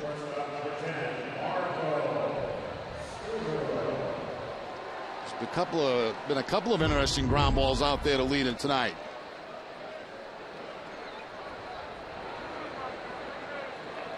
So Drew getting an RBI, his 21st of the year. Reddick scores. Saltalamacchia to second base. One out, runner in scoring position for Marco Scutaro. He walked and scored in the third inning.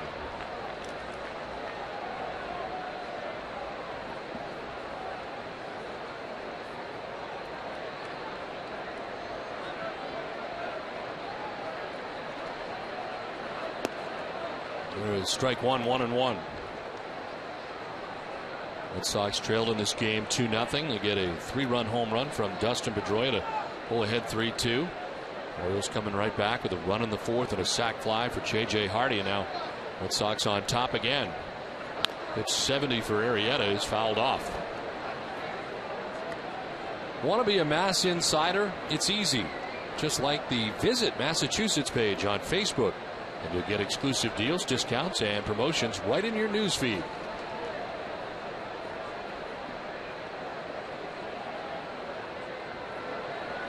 One out, Saltalamacchia at second base. 1-2 to Scutaro. On the ground, foul again.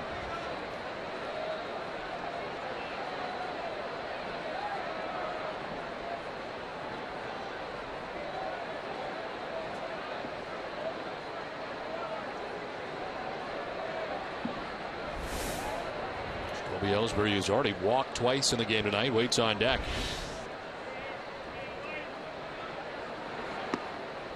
Outside and low, 2-2.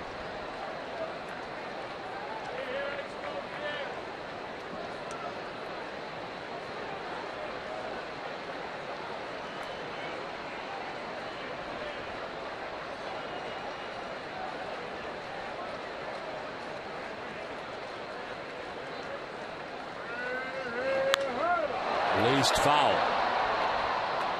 Now it keeps throwing Scutaro inside, and Scutaro keeps pulling the ball foul. This time a line shot down in that left field corner. Most pitches in this at bat inside to Scutaro.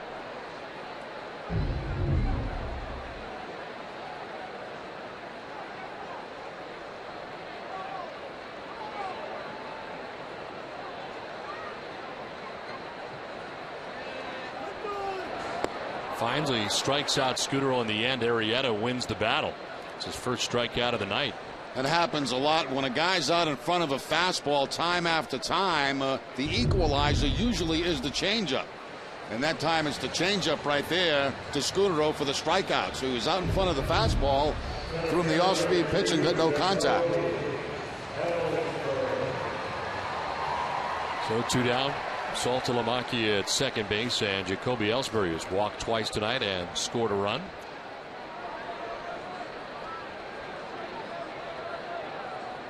'75th pitch for Arrieta, and it's in there for strike one.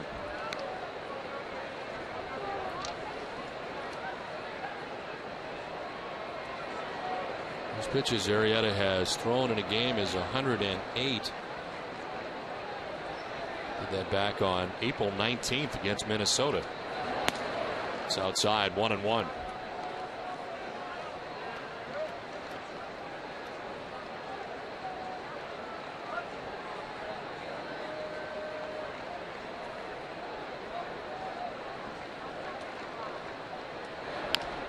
Chopped down the first baseline foul. And it's a ball and 2 strikes to Jacoby Ellsbury. Second start for Arrieta here tonight against the Red Sox in his career. Started against Boston last year, September 1st in Baltimore. A non-factor in the decision, allowing 3 runs on 6 hits in 5 innings. He wears the number 34 in honor of his boyhood idol, Nolan Ryan.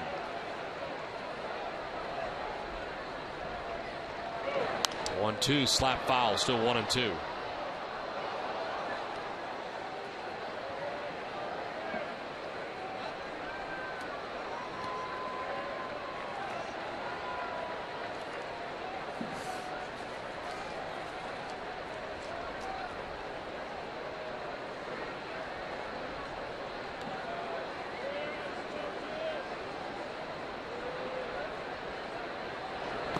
In the dirt, and it's 2-2.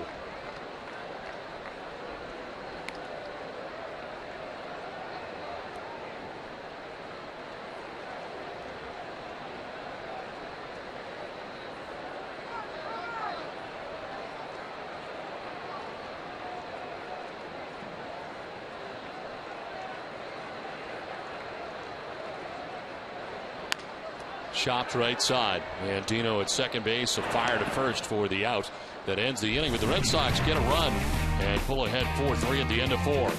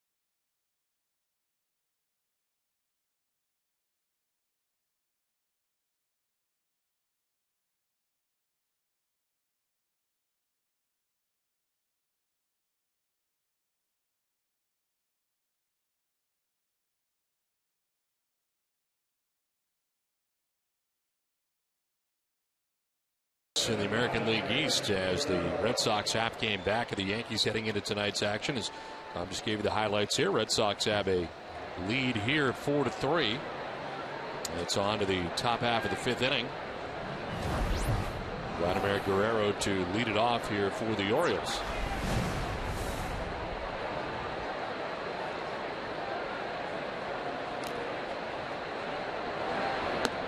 Vlad Guerrero takes ball 1. His third at bat tonight against Andrew Miller. Grounded into a 6-4-3 double play in the first. Grounded out to second in the third.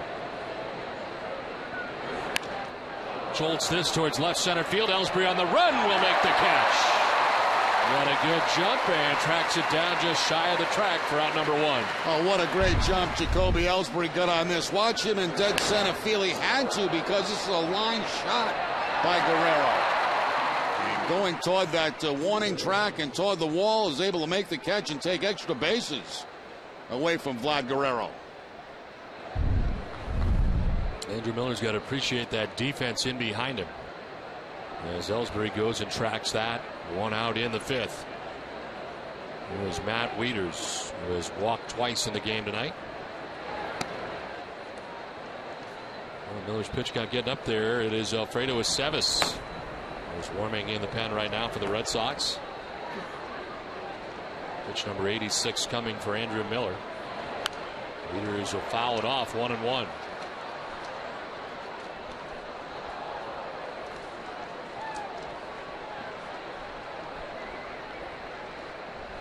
.86 pitches is the second most pitches now Miller has thrown in his 4 starts.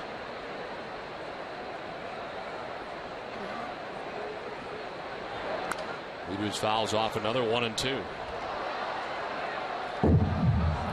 Red Sox Nation, if you need medical care while at Fenway Park, visit the Beth Israel Deaconess First Aid Stand behind Section 12. Beth Israel Deaconess Medical Center is the official hospital of the Boston Red Sox. Visit them at bidmc.org. One out in the 5th as Wieters waits on a 1-2 pitch.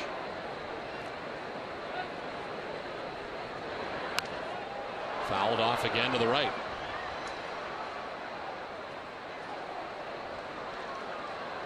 And Wieters named to his first All-Star team on Sunday. First catcher to represent the Orioles in the Midsummer Classic since Mickey Tettleton. We're going to go back to 1989. Last time an Orioles catcher went to an All-Star game. I think he went around. They checked. No. This is Mike Estabrook. And it's 2-2.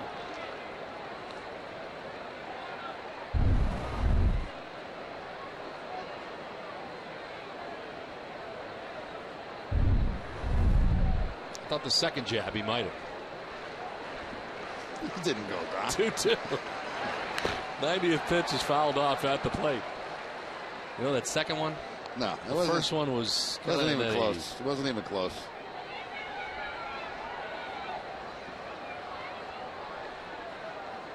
See how much you like that when you were down here. You think everybody swings. Everybody swings. His intent was to swing. You're a guy telling me you could hit 260 in the big leagues, but yet you swing on all these check swings to be strikeouts for you. I played every day. And a manager stuck with me for the first 2 months. Get your timing down. Get everything down.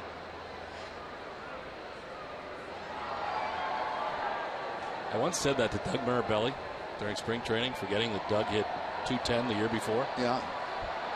3-2 is outside, ball 4. And Wieters down to first base. There's the 4th walk given up by Miller. He's walked Wieters 3 times. Well, so far this has been, Jerry, the first real test, I think, for Miller as far as facing this kind of a lineup in the American League East. Yeah, he hasn't been quite as crisp in this ball game tonight as we've seen him in past starts. And fastball only registering about 90-91 so far in this game tonight, Don. So you will have to see how it goes from here on out. 3rd time he's walked Wieters in this ball game. But this is the best offense that he's seen so far. Derek Lee takes strike 1. He grounded out in the 1st, grounded out in the 3rd. Andrew Miller has walked more tonight than he has in any other outing.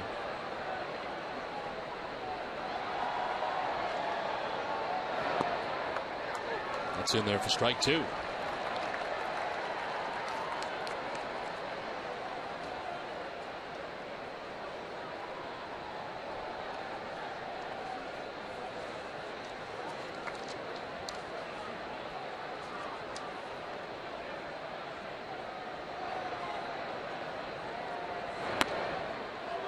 Outside, 1-2. The 109 he threw was at Pittsburgh in 6 innings. Most he's thrown in a game as Kurt Young looks on.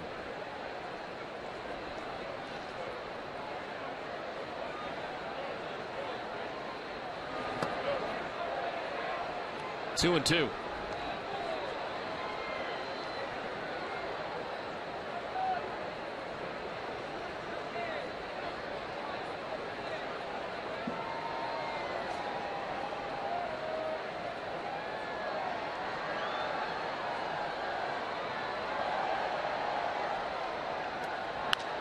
to short and could be two. The second for one, on to first. It is two. Twin killing that ends the top of the 5th inning. We're halfway through this one. Red Sox lead it 4-3.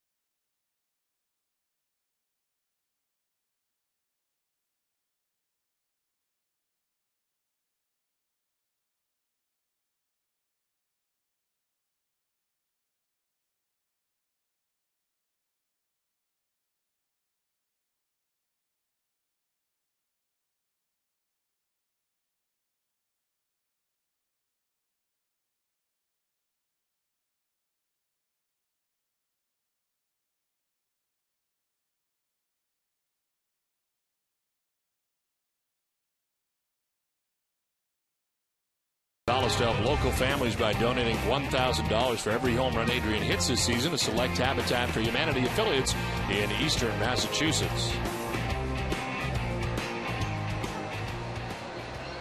Last half of the 5th inning back at Fenway Park. Red Sox have a 4-3 lead. And Dustin Pedroia coming up here. He homered back in the 3rd inning. Red Sox trailing 2-0. That's his 9th home run of the year. And put Boston on top of the time 3-2.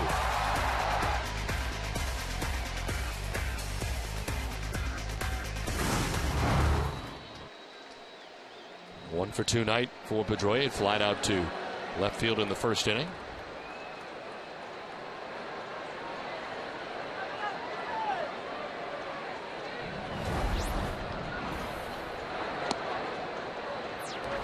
Outside, ball 1. Arrieta back out there for the 5th inning. Red Sox have had at least one base runner in every inning and have had the lead runner on in every inning. Fouled off, 1-1.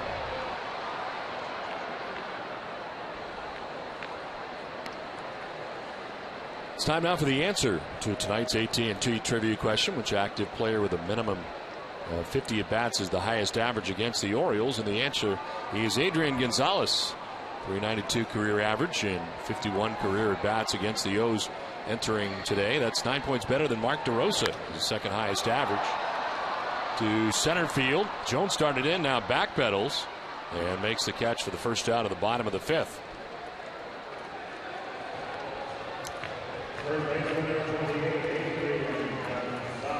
One out in the 5th, and Adrian Gonzalez is coming up.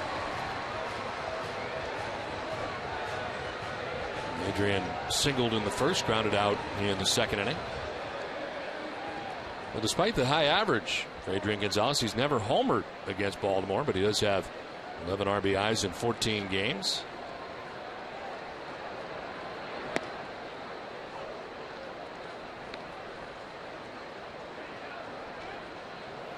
Tonight he is 1-for-2, single in the 1st, grounded out to second base in the 3rd.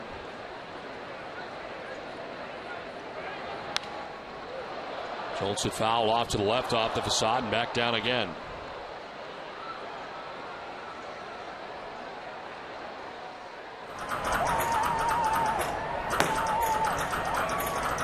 Variation of previous bans. Rich Hill playing one-handed after surgery. Bard double-fisted. Patch has got a headache. 0-2 is inside. 1-2.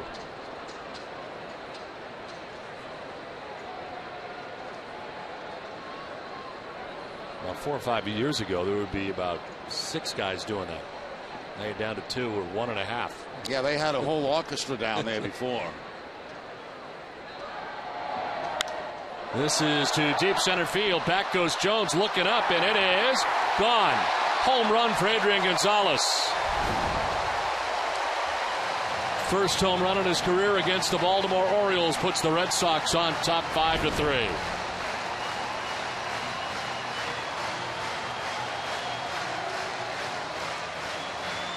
What a great job of staying back by Adrian Gonzalez on the changeup. Off-speed pitch right here, as you can see. Stays back nicely and just drives it to straightaway center field up over that 379 mark. Into the net.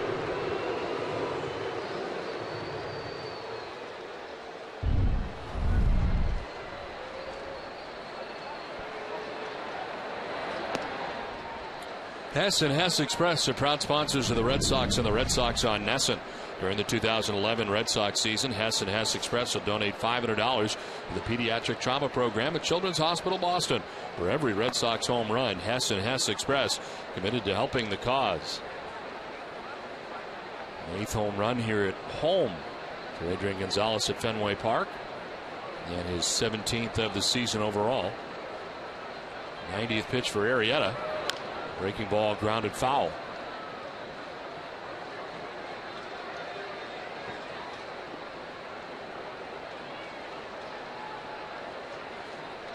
Nicholas is flied out to center, grounded out to third base, 0 for 2.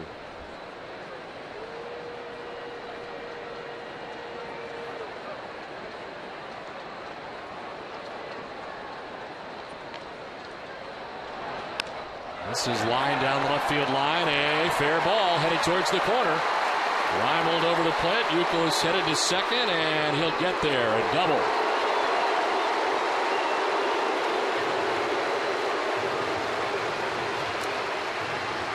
Now Buck Showalter going to the phone again down in the bullpen for the Baltimore Orioles. Fastball inside.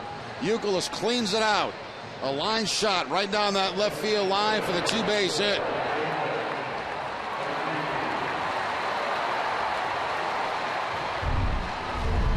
By the time Reimold tracks it down, Youkilis in scoring position. Jason Birkin back up for the Orioles. They will put on David Ortiz here with 1 out and first base open. Reddick waiting on deck. This will be the 4th walk given up by Arrieta, and the first of the intentional variety. And the 4th time this year that Ortiz has been walked intentionally.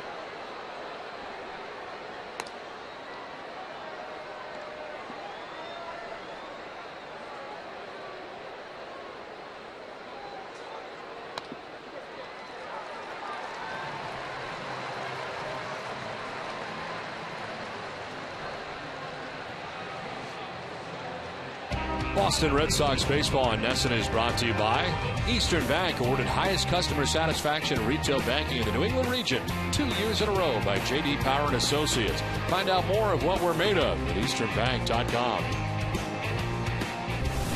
Buck Showalter out to make the change. 5-3 Red Sox on top. Pitching change from Fenway Park.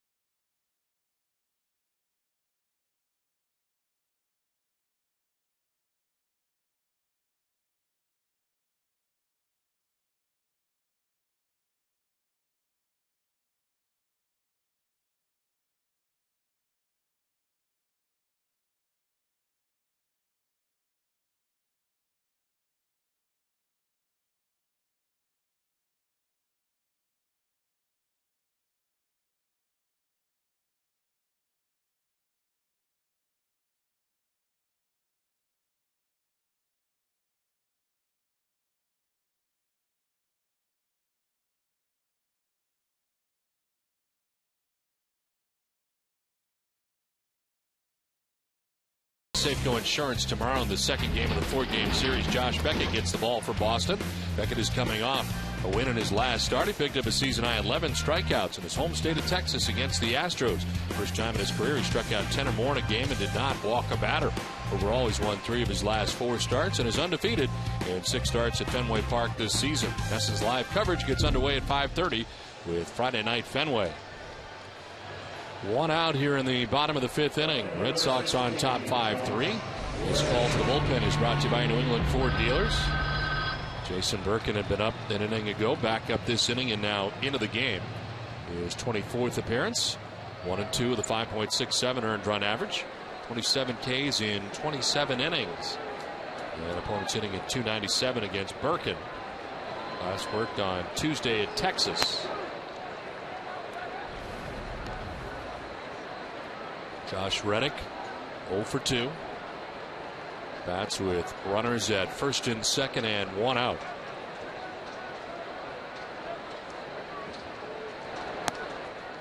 Birkin falls behind 2-0.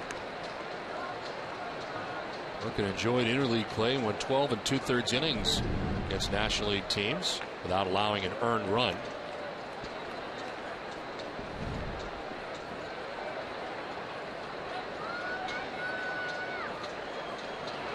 Low pitch is in there for a strike. They have taken the error away from Nick Markakis and right. And I disagree with that, Jerry.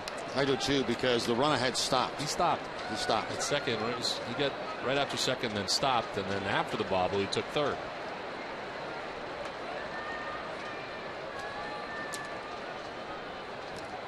Two-1 is popped up. Wieters, the catcher, discards the mask and makes the catch. Infield fly rule, 2 down.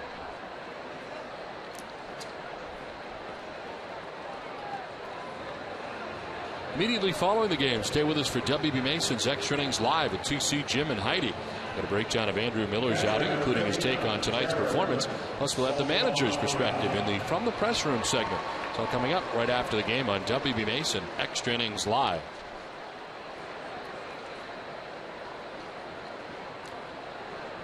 Two outs, 2 on for Jared Saltalamacchia, who singled in the 4th inning. A 1 for 2 night for the Red Sox catcher. There is Youkilis and Ortiz.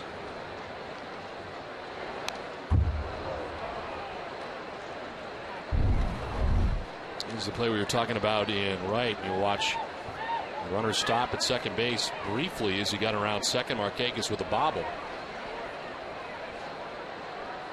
And originally he had been given an error which allowed the runner to get to third. And it has been taken away. Orioles already had an error in that inning committed by the pitcher Arrieta. And left field line foul. And it's 0-2.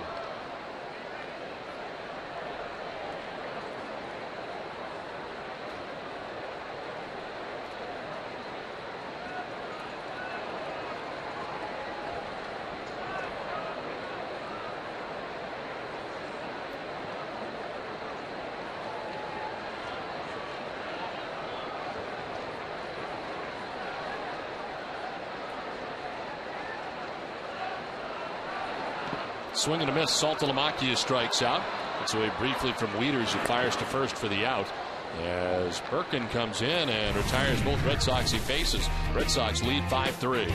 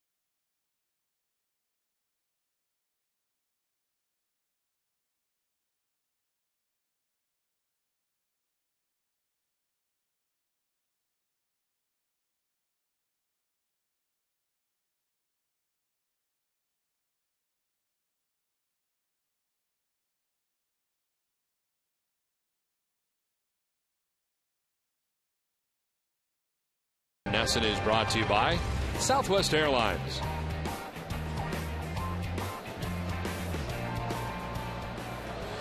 (5-3) Red Sox on top of the Orioles as we head to the top half of the 6th inning back here at Fenway Park. Red Sox move on to their second pitcher of the night after 5 innings from Andrew Miller.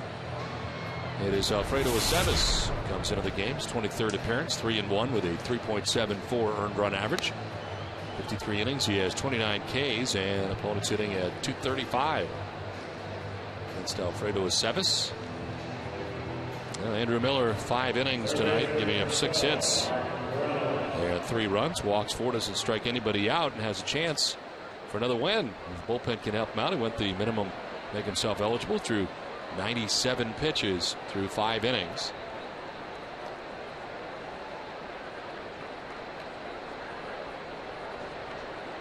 Bottom third of the Orioles order to bat. Mark Reynolds getting it off here in the top half of the 6th inning.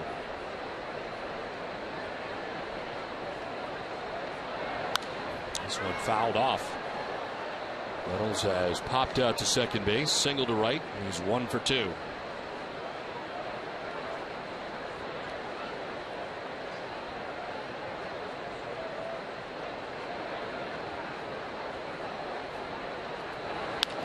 On the ground to third base, Youkilis gobbles it up, throws it across for out number 1 of the 6th inning.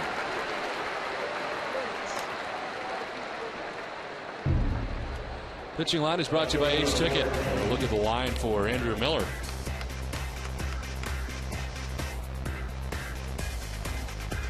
What's up routing tonight against this Orioles lineup than he's had in the past, but again has a chance to grab a win here tonight. Little help from the bullpen. Nolan Reimold is 1 for 2 in the game. He's flied out to center and single to left.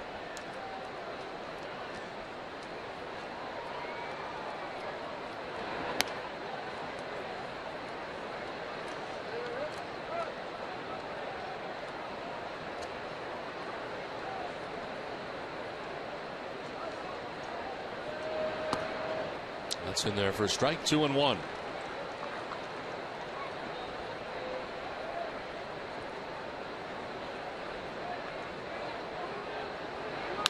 On the ground towards short. Scudero on the backhand's got it. The throw is going to be just in time. Nolan Reimold get down the line well, but Scudero throws him out. 2 down. Well, he sure did. Scudero had no time to waste after making this backhanded play. A couple of crow hop steps to the throw to first base, and very close play at first.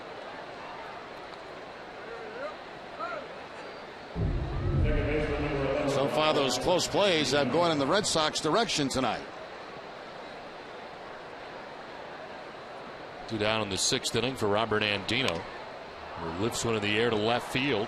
Josh Reddick is out there in left, and he puts away out number 3. First 1-2-3 inning of the night. It's on 7 pitches for Aceves. 5-3 Red Sox on top.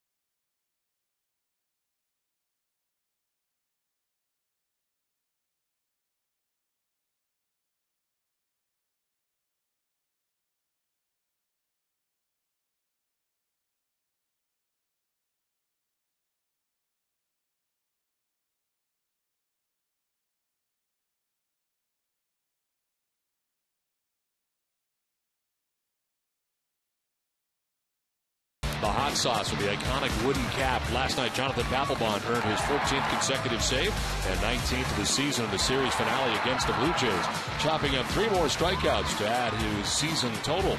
The flamethrower is brought to you by Cholula Hot Sauce. The hot sauce with the iconic wooden cap.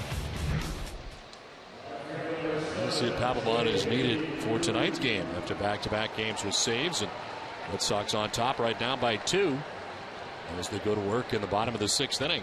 I think Terry Francona would love to be in a position where he doesn't need Daniel Bott or Jonathan Papelbon in this game tonight.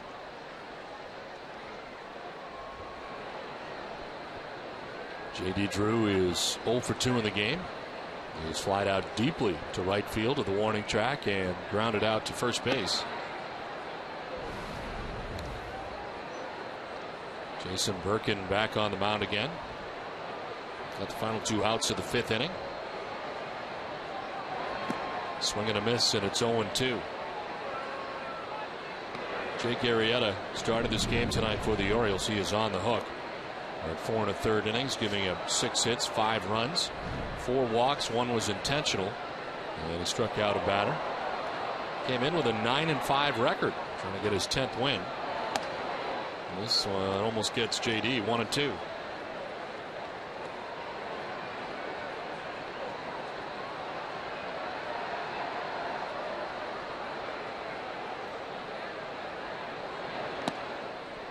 Two and 2 to Drew.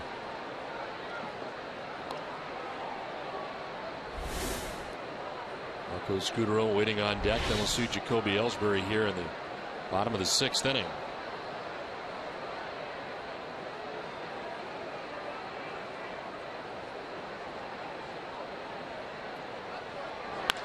On the ground with a shift on. It's J.J. Hardy, the shortstop. Throws out Drew for the first out of the inning and send it down to Heidi. Don, you can see what the Red Sox do on the field just about every single night, but what you don't see is all the hard work they do behind the scenes to stay healthy and take on the rigors of the full season. Marco Scudero gives us a glimpse in today's Healthy Tip, brought to you by Tufts Health Plan. That's the secret, I think. You have to keep lifting weights and, do all those kind of stuff, so that's going to keep you stronger, the whole year. So it's pretty much, you need to be in the gym pretty much the whole year. During the season, you don't lift as heavy as you do in the off season. You just kind of do it to maintain. So that's pretty much what we do. This Healthy Tip is brought to you by Tufts Health Plan. No one does more to keep you healthy. Don? All right, Heidi, thanks very much. Jerry, I know you went hard on the Nautilus, which was big then. Doug, this one is up the middle, and it'll find its way into center field. Marco Scudero lifting weights, sends that into center field. A 1-out single. It's funny how times change. I mean, most of the working out that we did was, in the off season and during spring training. But once the season started, there was no maintenance program. It was just let's go play. And now they have, they stay in shape. Well, they had to be in shape to play, but I mean, they continue to lift weights to maintain their strength all season long, do different exercises, and that was another thing that was different about the game. It was pretty much just go play. So you never powered up on the Nautilus when it broke in towards the end of your career? No, I actually used it a little bit. A lot of it was to rehab my knees. That I had some problems with, but no, it wasn't a hit like my 8th career home run. You didn't come in jacked into spring training. No.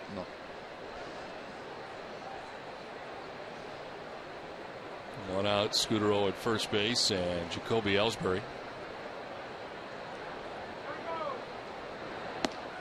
Who takes the high strike, 1-1. Jacoby's been on twice tonight, a walk in the first, a walk in the third. And grounded out in the 4th inning.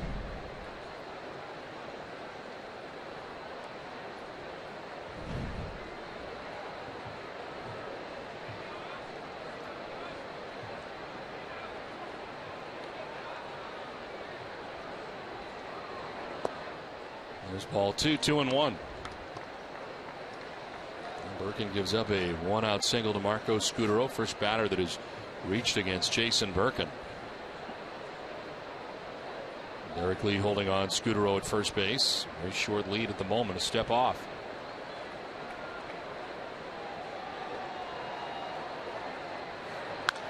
In the air to right, down the line, towards the pole, and a fair ball. Two-run shot for Jacoby Ellsbury. Red Sox lead it 7-3.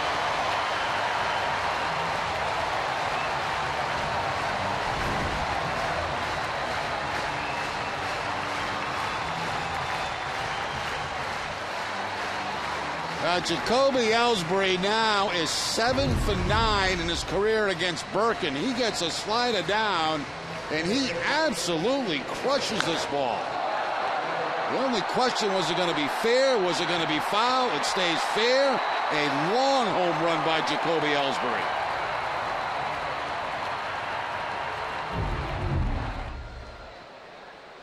So now the top three hitters in the Red Sox order all have home runs in the game tonight. Ellsbury, Pedroia, and Gonzalez. Ellsbury 11 for 24 in the month of July. He's hitting at .458 right now this month. The 1-0 is in there for a strike, and it's 1-1. Pedroia with a home run of his own in the third inning. A 3-run shot, 1 for 3 night. Oh, wild swing and a miss, 1-2.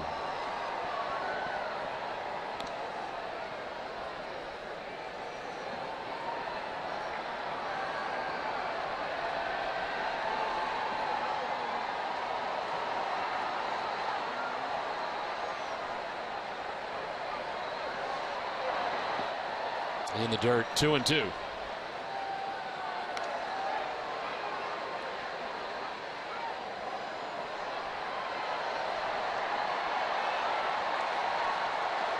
Bergen got the first out of the inning. Scudero with a single, the 2-run shot by Ellsbury. Red Sox now on top, 7-3.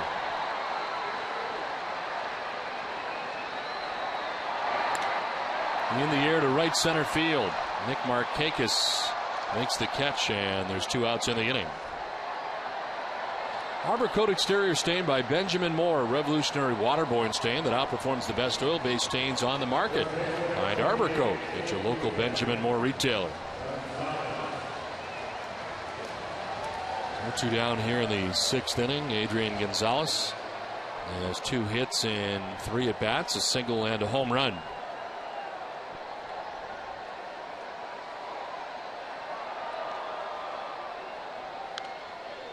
Late swing and a foul off to the left.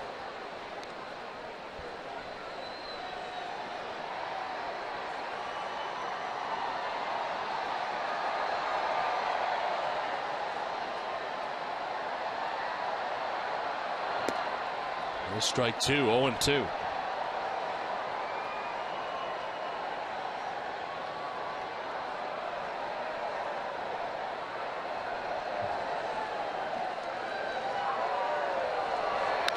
On the ground to first baseman Derek Lee. He'll take it himself to the bag and end the inning. But a 2-run home run for Jacoby Ellsbury.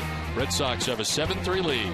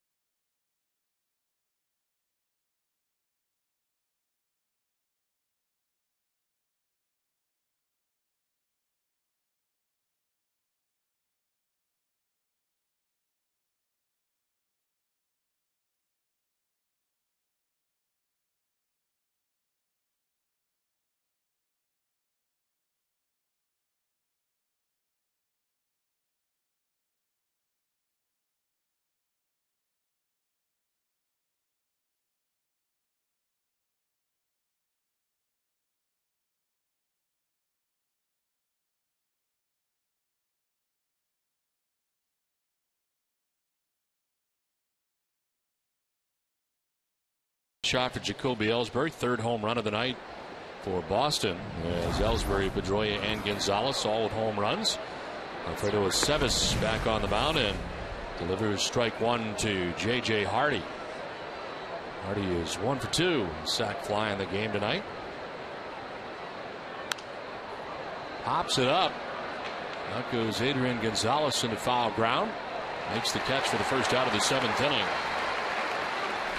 Doing more on defense is brought to you by the Home Depot. More saving, more doing. That's the power of the Home Depot. And Jacoby Ellsbury tracking down a line drive from Vladimir Guerrero earlier in the ball game.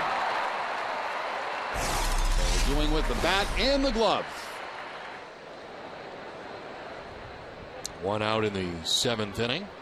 And it brings up Nick Markakis. He's been aboard twice, a single and a walk. He's also grounded out.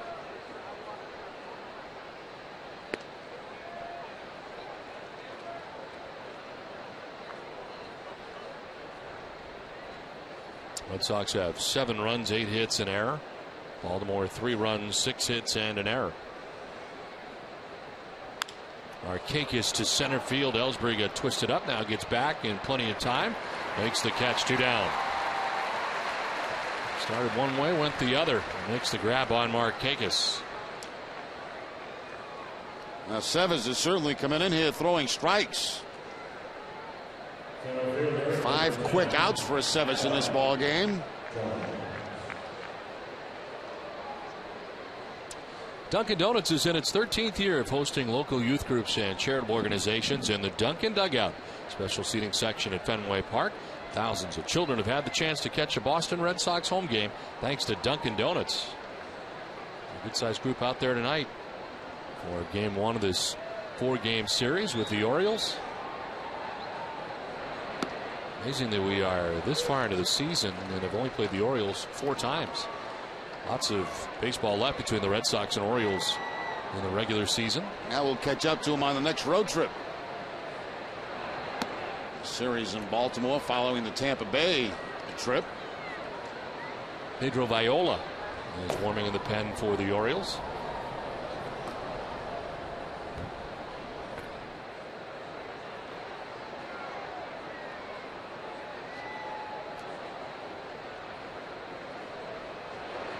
Run 1 is fouled back. 1-2.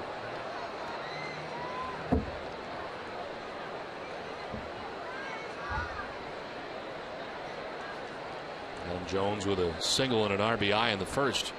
Reached on an error in the third, and then on a fielder's choice in the 4th inning.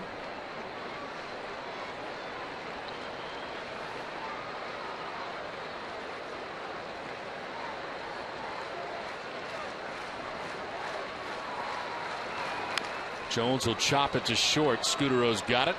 The throw is in time, and the inning is over. 7th inning stretch from Fenway, 7-3 Red Sox. Let's check in with your Need to Know with NESN Daily, presented by Sunlight Financial. Here's Jade McCarthy.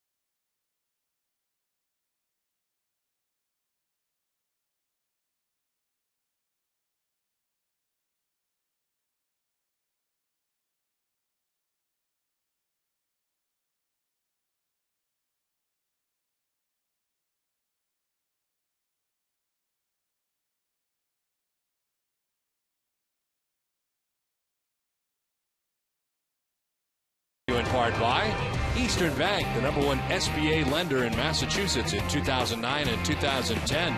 Find out more of what we're made of at easternbank.com. 7-3, Red Sox on top of the Orioles. Bottom of the 7th inning, and Kevin Youkilis takes strike one from Jason Birkin. 3rd inning of relief for Birkin. Youkilis to right field. Nick Markakis running in and hard. Will get there to make the catch.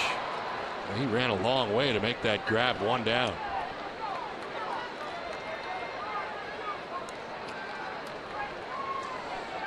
Well, coming up after the game tonight, it's Granite City Electric Red Sox final with TC, Jim, and Heidi. They'll have the final word from Fenway Park and preview Josh Beckett's last start before the All-Star break.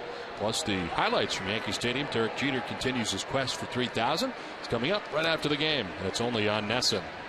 Pedro Viola will be coming into this game, and we come back. Red Sox lead it 7-3.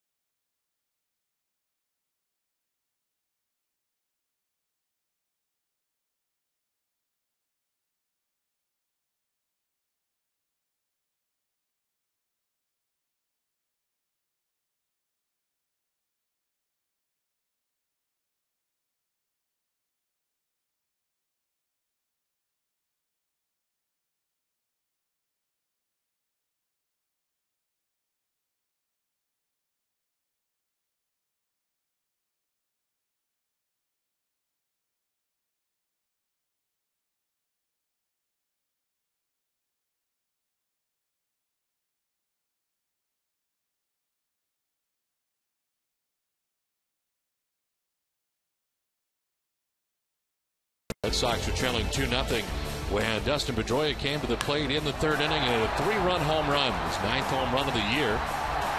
The Red Sox would up their lead to 5-3 with a solo shot from Adrian Gonzalez to straightaway center field. His 17th home run of the year. And then a 2-run shot for Jacoby Ellsbury in the 6th inning to make it 7-3. His 11th home run of the season.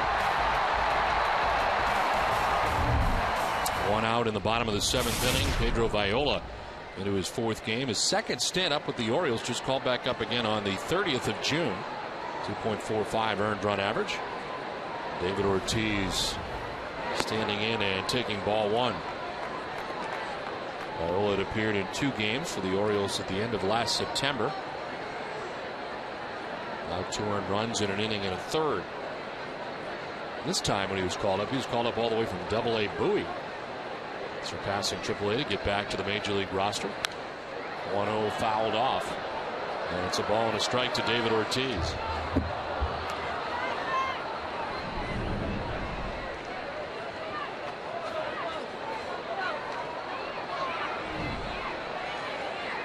A lot of time when the Orioles have their players rehab, it is in Bowie because Bowie's just outside Baltimore, Prince George's Stadium.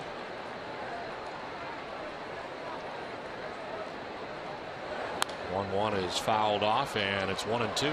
You should take that in a week from Sunday, Don.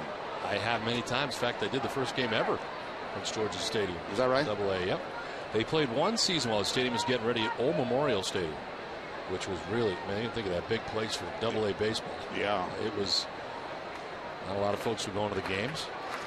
I remember Greg Zahn was catching games for the Bowie Bay Sox then. 1-2 is outside. And it's 2-2. Because we're going to be in Baltimore on that Sunday, so maybe if they got a ball game, we could go that night.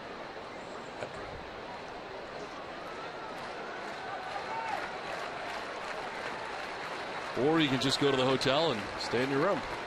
That's the other option. The 2-2 is ball 3, full count. Option number 2 sounds more appealing. And more likely.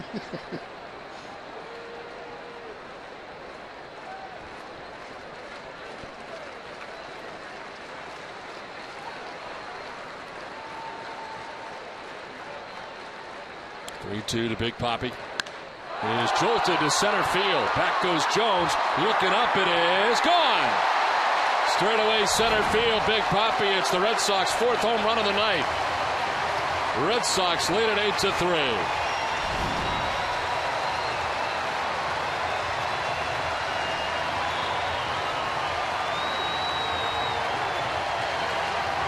That ties the season high for the Red Sox. 4 home runs in a game. And I got to tell you, Big David's puts a couple of real nice swings on the baseball tonight. Back in the 2nd inning, a double to the opposite field. And now to straightaway center field, a home run off the left-hander. That tells me that Papi's getting back on track after all that time off.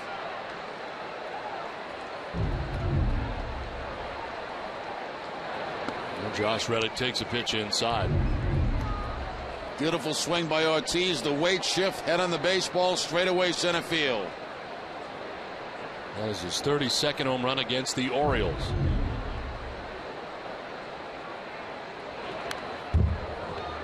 That's in 162 games. A full season he's played against the Baltimore Orioles. And overall his 18th home run this year.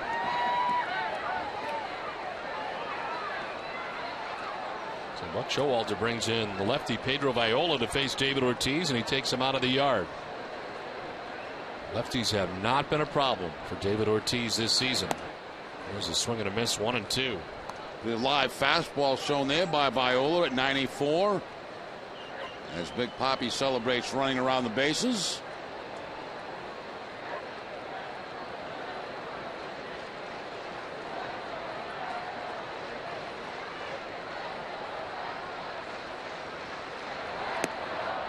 Runs it again outside 94, and it's 2-2.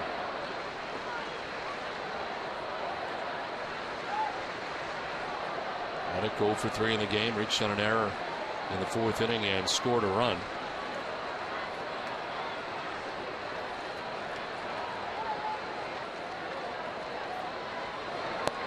Ball 3, full count.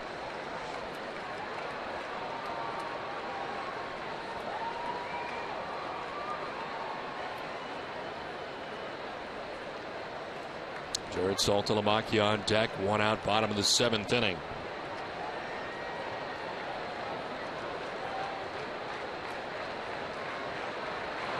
Reddick to deep right field. Nick Markakis going back at the track, at the wall, it's gone. Josh Reddick hits his 2nd home run of the season, and the Red Sox go back to back. 9-3 Boston. Back to back, lefty against lefty.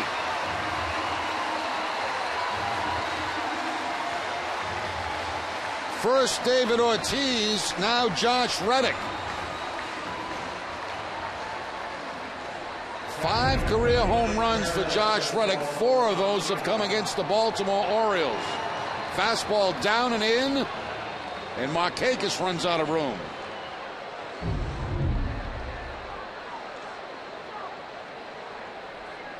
Five home runs for the Red Sox tonight.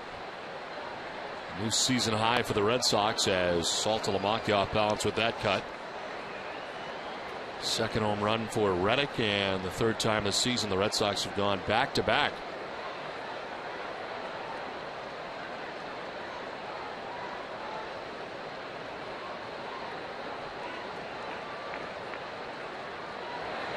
Swing and a miss, and it's 0-2.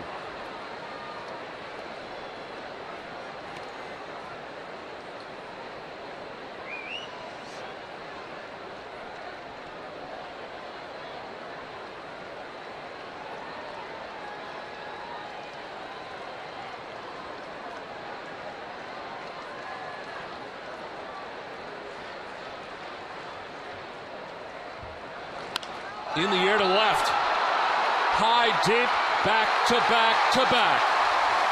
Ortiz, Reddick, and Saltalamacchia. 3 in a row. Sox lead at 10-3.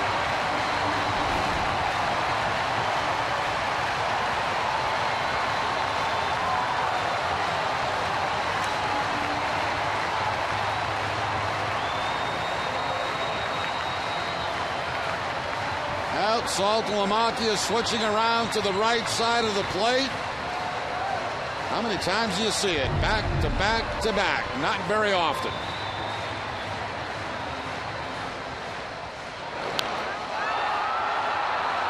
Red Sox got their home run shoes on tonight.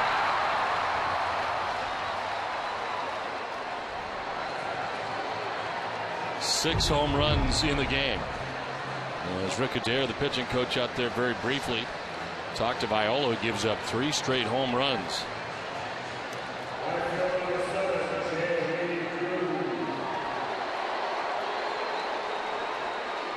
Now J.D. Drew, who is 0 for 3 in the game.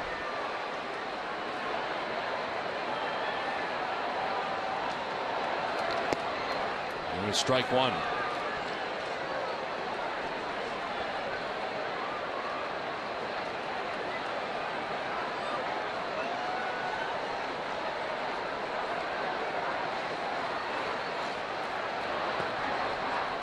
Ball 1, 1-1. Right-hander Chris Chakabakis is up in the pen from the Seattle Mariner.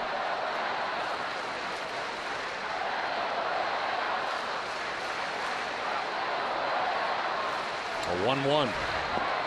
There's strike 2, 1-2.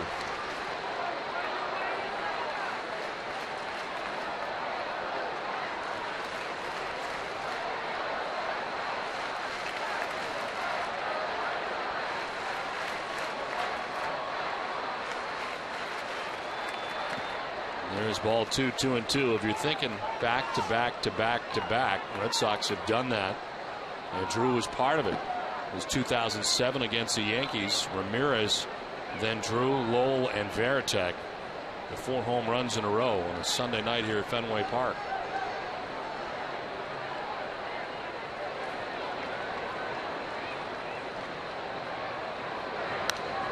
Drew gets jammed and fouls it off.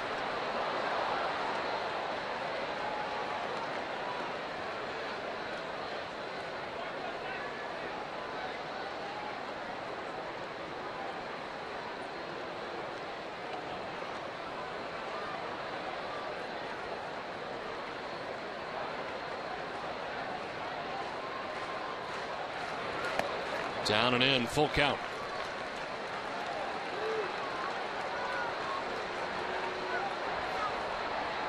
Pedro Viola's given up 3 runs since coming in. 3rd pitcher of the night for Buck Showalter. 3-2 pitch to Drew. JD takes ball 4 and heads down to first base. A 1-out walk for Drew. First time he's been on tonight. And here comes Buck Showalter to make the change. Tough outing for Pedro Viola. Red Sox getting to him for 3 home runs. It's 10-3 Boston.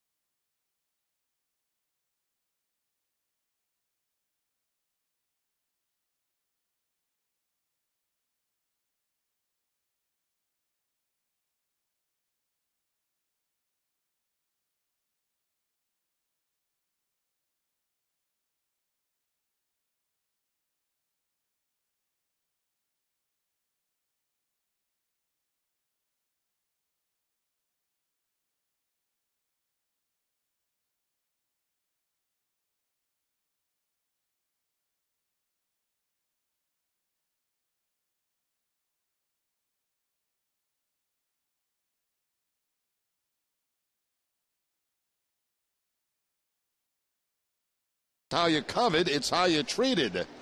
And we'll look at the 3 home runs by the Boston Red Sox. First, David Ortiz on a fastball right down the middle.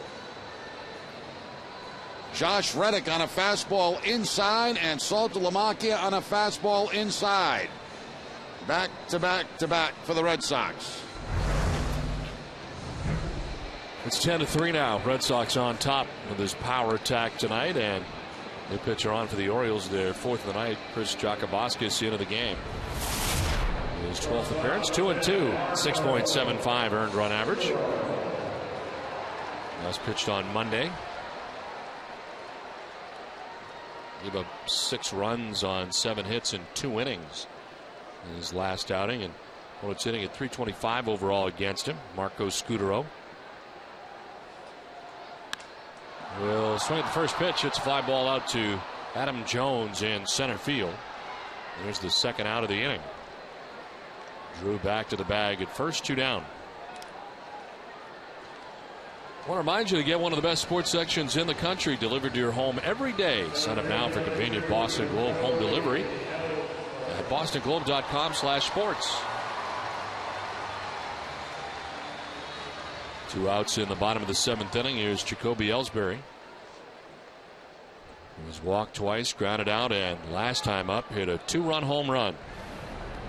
Keeps adding to his new career high as he takes ball 1. Scott Atchison warming in the pen now for the Red Sox.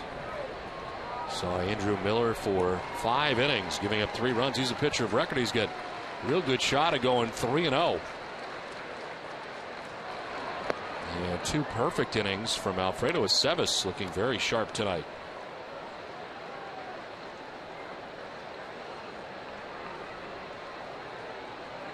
In the meantime, the Yankees and Rays move to the 9th with Tampa Bay on top 5-1. With a win here tonight, the Red Sox would move into first place.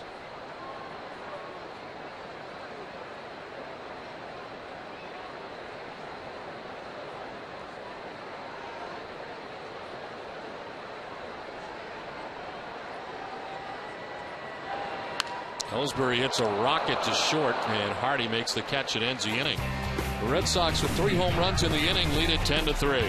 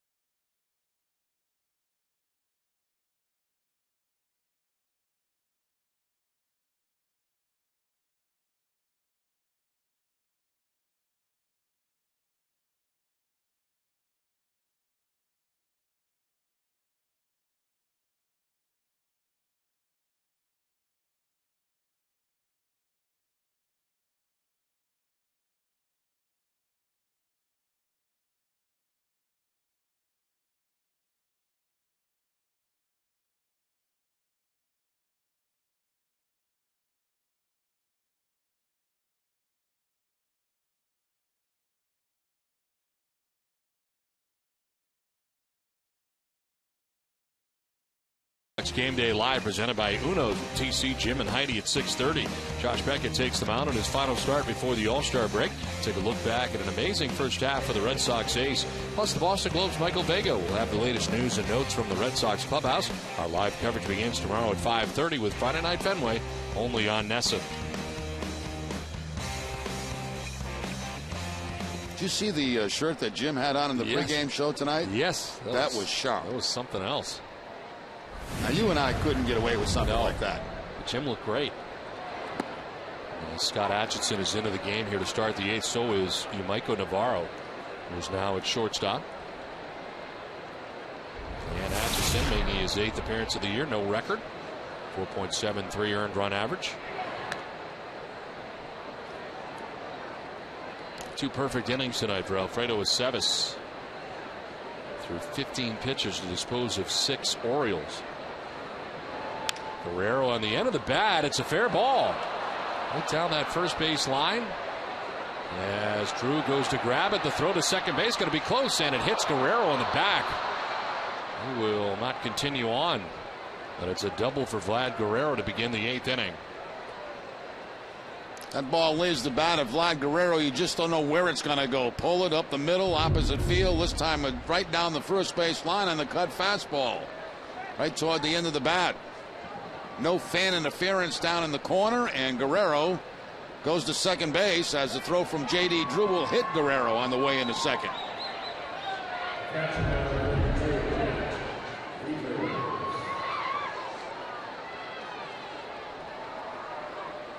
So Guerrero at second base, and Matt Wieters, the batter, he's walked 3 times.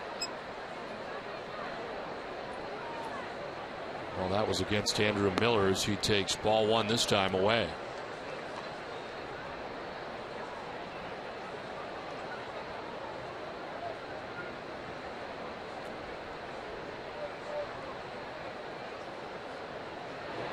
Wieters chops it towards Pedroia at second base. 1 down in the inning as Guerrero takes third. We check in with Heidi. Don, I have some news and notes around Major League Baseball. The final votes are in. Paul Konerko and Shane Victorino won the final vote for those last roster spots on the AL and NL All-Star teams. This is Victorino's 2nd straight year winning that final vote. Derek Jeter takes his quest for 3,000 back to Yankee Stadium.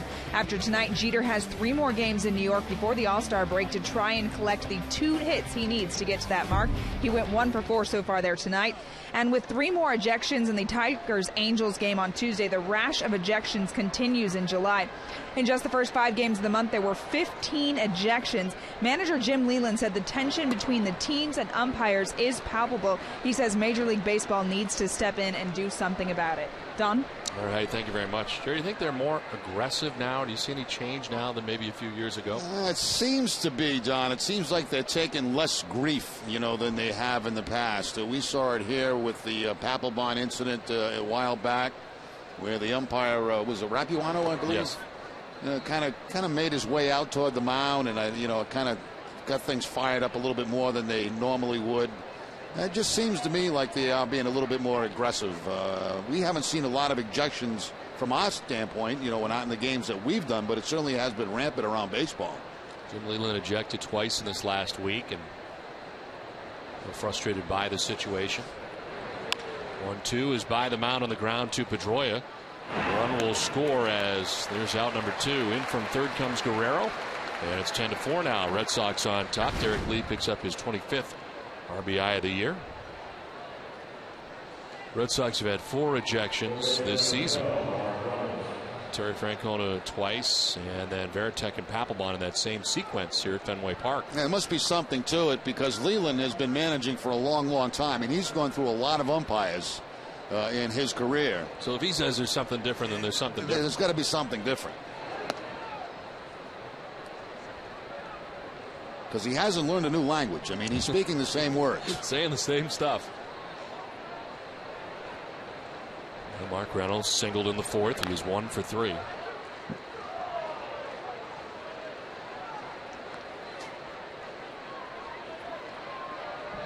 does seem, though, that the umpires are much more touchy. Well, no, I want to say that they're critiqued more now. I mean, before you could never be fired. It was like being a Supreme Court justice. No, it was awful in the past. It was terrible. And now it's a total different deal. These guys are evaluated all the time. Their strike zones are evaluated.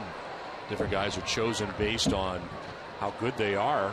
And typically the World Series or an All-Star game, how they're chosen and the way that works now. Well, I think they hustle more than they used to hustle. You're right, because in the past there was nobody, monitoring them. They got a job and they were there as long as they wanted to be there. Swing and a miss. And Reynolds strikes out. Atchison gives up a run. It's 10-4 Sox.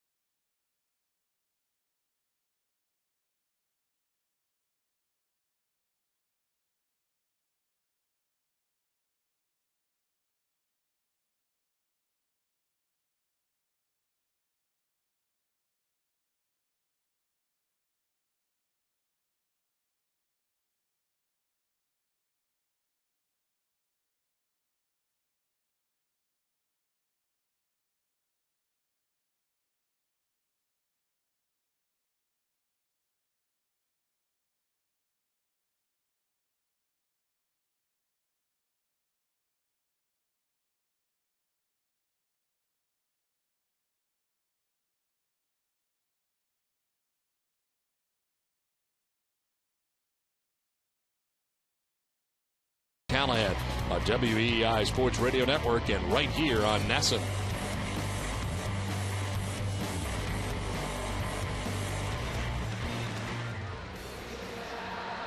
Ten to 4, Red Sox on top of the Orioles. The Orioles have made some defensive changes as Nolan Reimold has moved from left field to right field. And Felix P.A. comes into the game in left for the Orioles, so Nick Markakis coming out of the game as we play along here to the bottom of the 8th. And Terry Francona out here to talk it over. Also have a new shortstop apparently for the Orioles. Blake Davis takes over for J.J. Hardy. And Craig Tatum is now doing the catching. Matt Weeder is coming out, so wholesale changes here now for the Orioles. And it is Dustin Pedroia leads it off in the bottom of the 8th. He takes strike one. Jack Abascus coming into the game in the 7th. He's able to record the final 2 outs of the 7th and starts the 8th. Pedroia lines it foul. Tiki Barber is in the house tonight at Fenway Park. Tiki's still on its Today Show? No, I don't think so. No? He's trying to make a comeback right now. Is he really? Yes. If there was football to play here at the moment. This one is chopped down the third baseline and it's foul. He was on the Today Show though for a while, wasn't he? Yes. Yeah. He was. Yeah. Did a nice job. It better be football. Imagine that. Oh. His twin brother Rondé, of course, still playing for the Tampa Bay Bucks.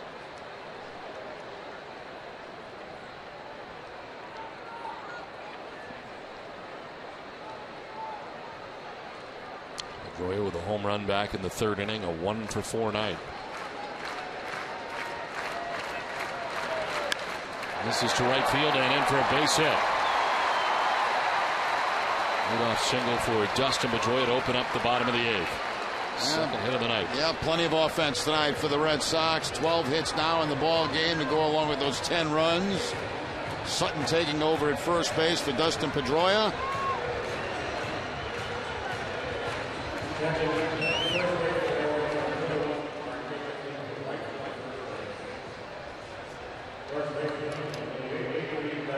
Drew Sutton pinch runs at first base, and there is a new first baseman. As it turns out, Nick Markakis comes in from right field to first base, so it is Derek Lee who comes out of this game. There is a foul back by Adrian Gonzalez. And we'll let you know where they're all hitting when they come up. Yes.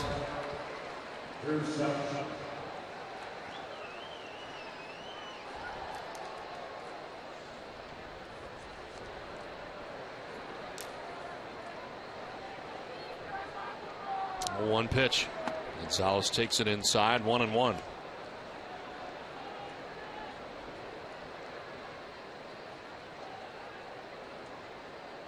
Adrian with 2 hits tonight, single back in the first, a solo home run in the 5th inning, one of 6 home runs for the Red Sox. This is through the left side, a base hit. Sutton takes second base on the single by Gonzalez. So 2 on, nobody out here in the bottom of the 8th. 3 hits in the ball game now for Gonzalez. A base hit back in the 1st inning, the home run in the 5th, and now the single here in the 8th. 12 for 23 against the Orioles so far this season. 2 on, nobody out, and Kevin Youkilis 1 for 4 night. Double back in the 5th as he takes ball 1.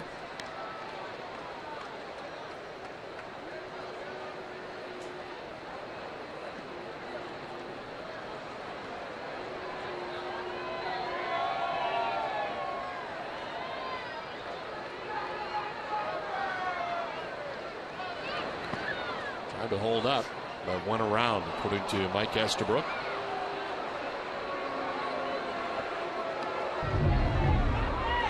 Kevin Youkilis didn't like the call.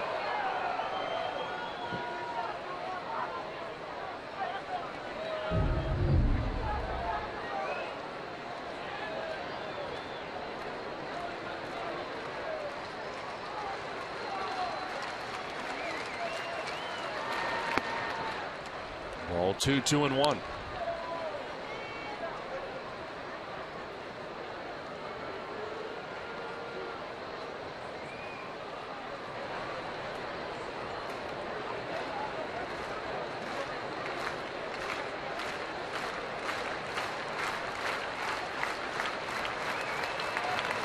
Youkilis chops it towards short. Davis will go to second for 1. No throw to first. The middleman at second base in Gonzalez for the first out of the inning.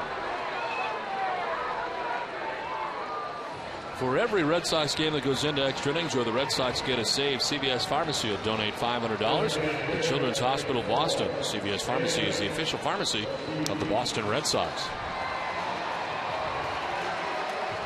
So first and third, 1 out, and Big Papi coming up.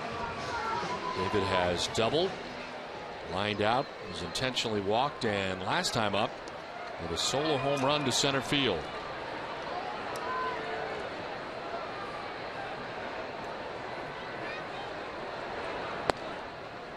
Ortiz takes ball 1.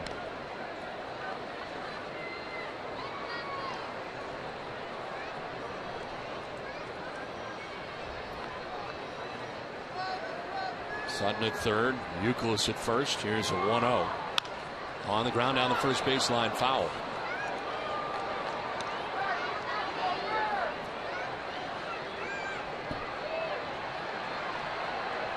Red Sox have Bobby Jenks up in the pen. So Miller for 5, pitcher of record. Chance to go 3-0. Fredo Cevis 2 shutout innings as he retired all 6 batters he faced. And then Atchison, who gave up a run in the 8th. 1-1. Is towards the shortstop Davis. He will touch second and throw to first for a double play that will end the 8th inning. We head for the 9th. It's 10-4 Red Sox.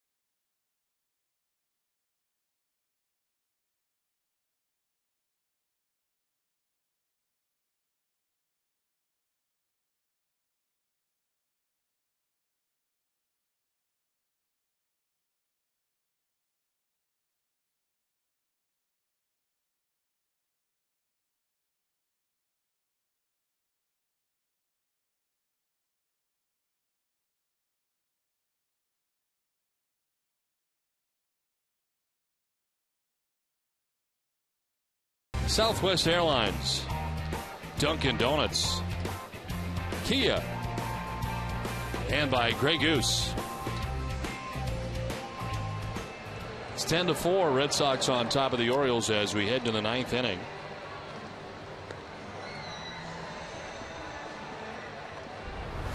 And Bobby Jenks into the game, his 19th appearance, 2-2 with a 6.75 earned run average.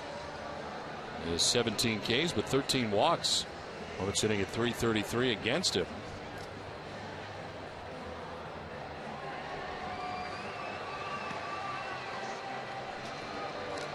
Well, it's time now for the Coors Light Freeze Cam, and we'll take a look at all the home runs the Red Sox have hit in this ball game tonight.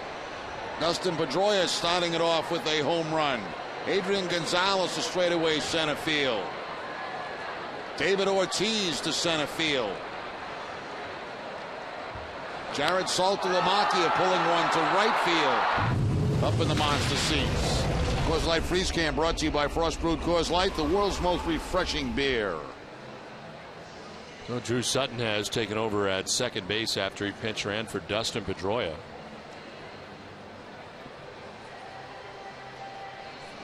Bill Welke went into the Red Sox dugout and jumped onto the phone there.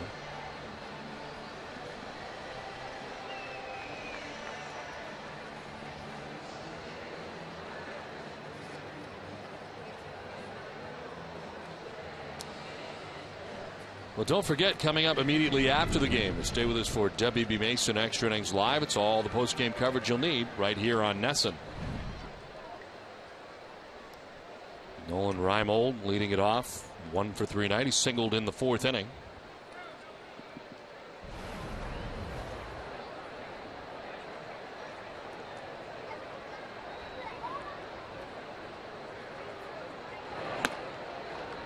Only 6 miles an hour, but missing for ball 1.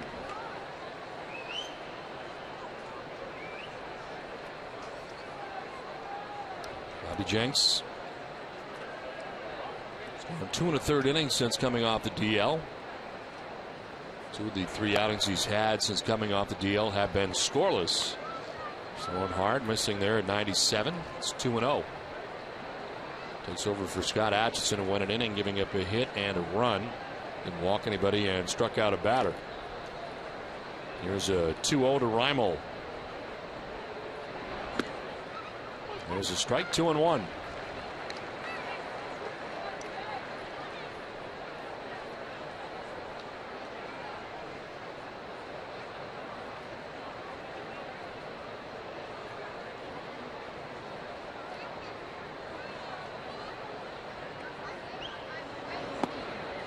It's outside, 3-1.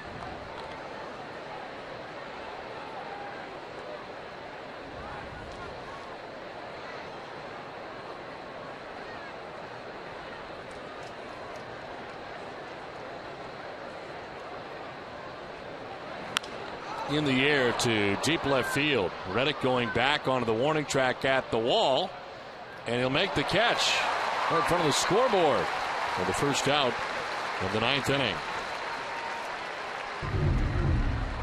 Looked like it might be one of those wall scrapers coming down, but Josh Reddick just in front of the wall. Makes the catch, takes a peek, knows he's got a little bit more room. And the one-handed catch for the first out of the 9th.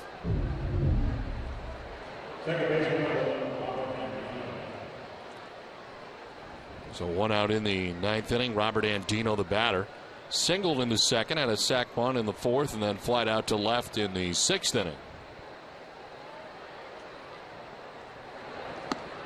There's strike 1. The Rays and Yankees have gone final in New York. Rays beating New York tonight, so with a victory here tonight at Fenway Park, Red Sox would move back into first place. Derek Jeter made the last out in that game.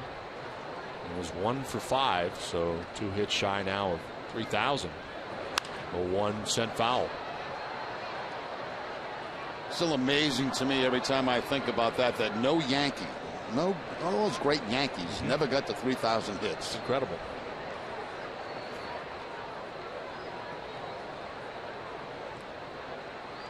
Plenty of home runs.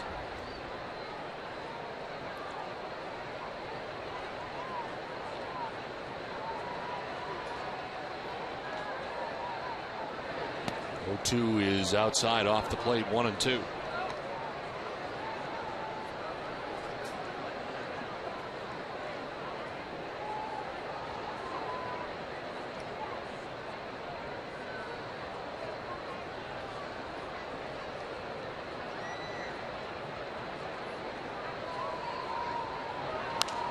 Fouled off to the right. We'll do it again, 1-2.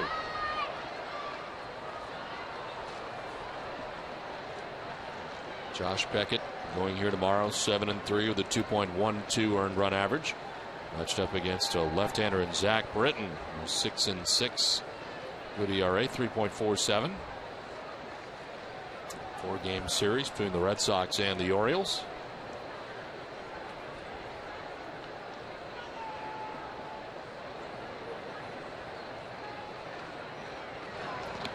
That'll bounce in, and even the count at 2-2.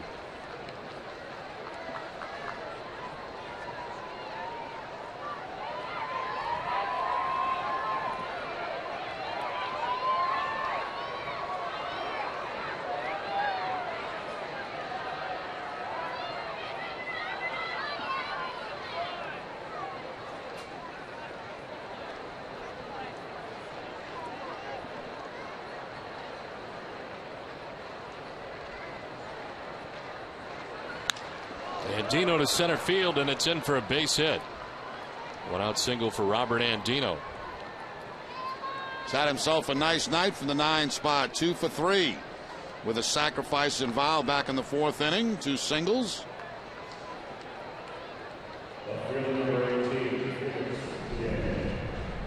A reminder to stay with us for Granite City Electric Red Sox final. Complete post-game coverage coming up after the game from our Nesson studios. Was that card 99? That was card 99. One out in the 9th. And Dino at first base. And here's Felix P.A. to bat for the first time. P.A. taking over in left field. And taking strike one.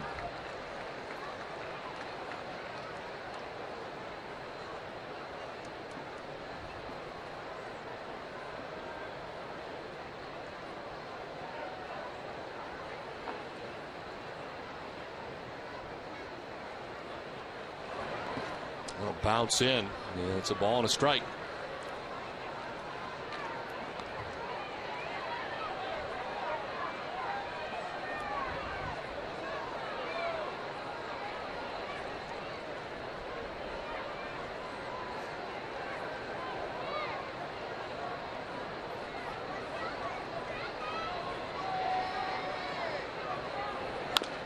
Towards shortstop.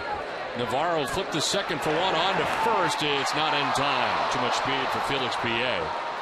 Well, they do get Andino for the second out of the inning. Yes, plus Navarro at shortstop had to take a step backwards and throw that underhand flip to Drew Sutton. That's the combination out there right now. Navarro and Sutton try to turn over this double play. They do a nice job, but as you mentioned, Don, too much speed from P.A.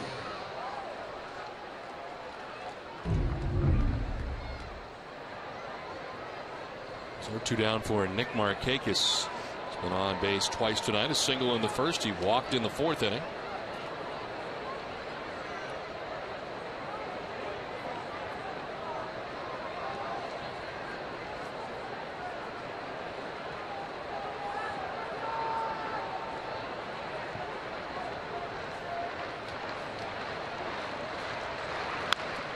On the ground to first base. Gonzalez has got it, and the Red Sox win. Game 1 of the series belongs to the Red Sox, and tonight, Jerry, the offense, 6 home runs for the Red Sox in this game. Well, yeah, it was home run derby for Boston in this ball game tonight, and it was a good thing for manager Terry Francona because he really wanted to stay away in a close game from Daniel Bond and Jonathan Papelbon. So the Red Sox were able to power up and get the 10-4 win tonight against the Orioles. But is a win also for Andrew Miller, who is now 3-0 as the Red Sox move into first place with the Yankees losing tonight by half a game as the Red Sox win 10-4. For Jerry Remy and Heidi Watney, I'm Don Orsillo saying goodnight from Fenway Park. Join us again tomorrow night for Game 2 of the series with the Orioles. Our live coverage from Yawkey Way begins with Friday Night Fenway at 5:30. This has been a presentation of Nesson, England's most watched sports network. Let's send it now to the Nesson HD Television Center and Tom Caron.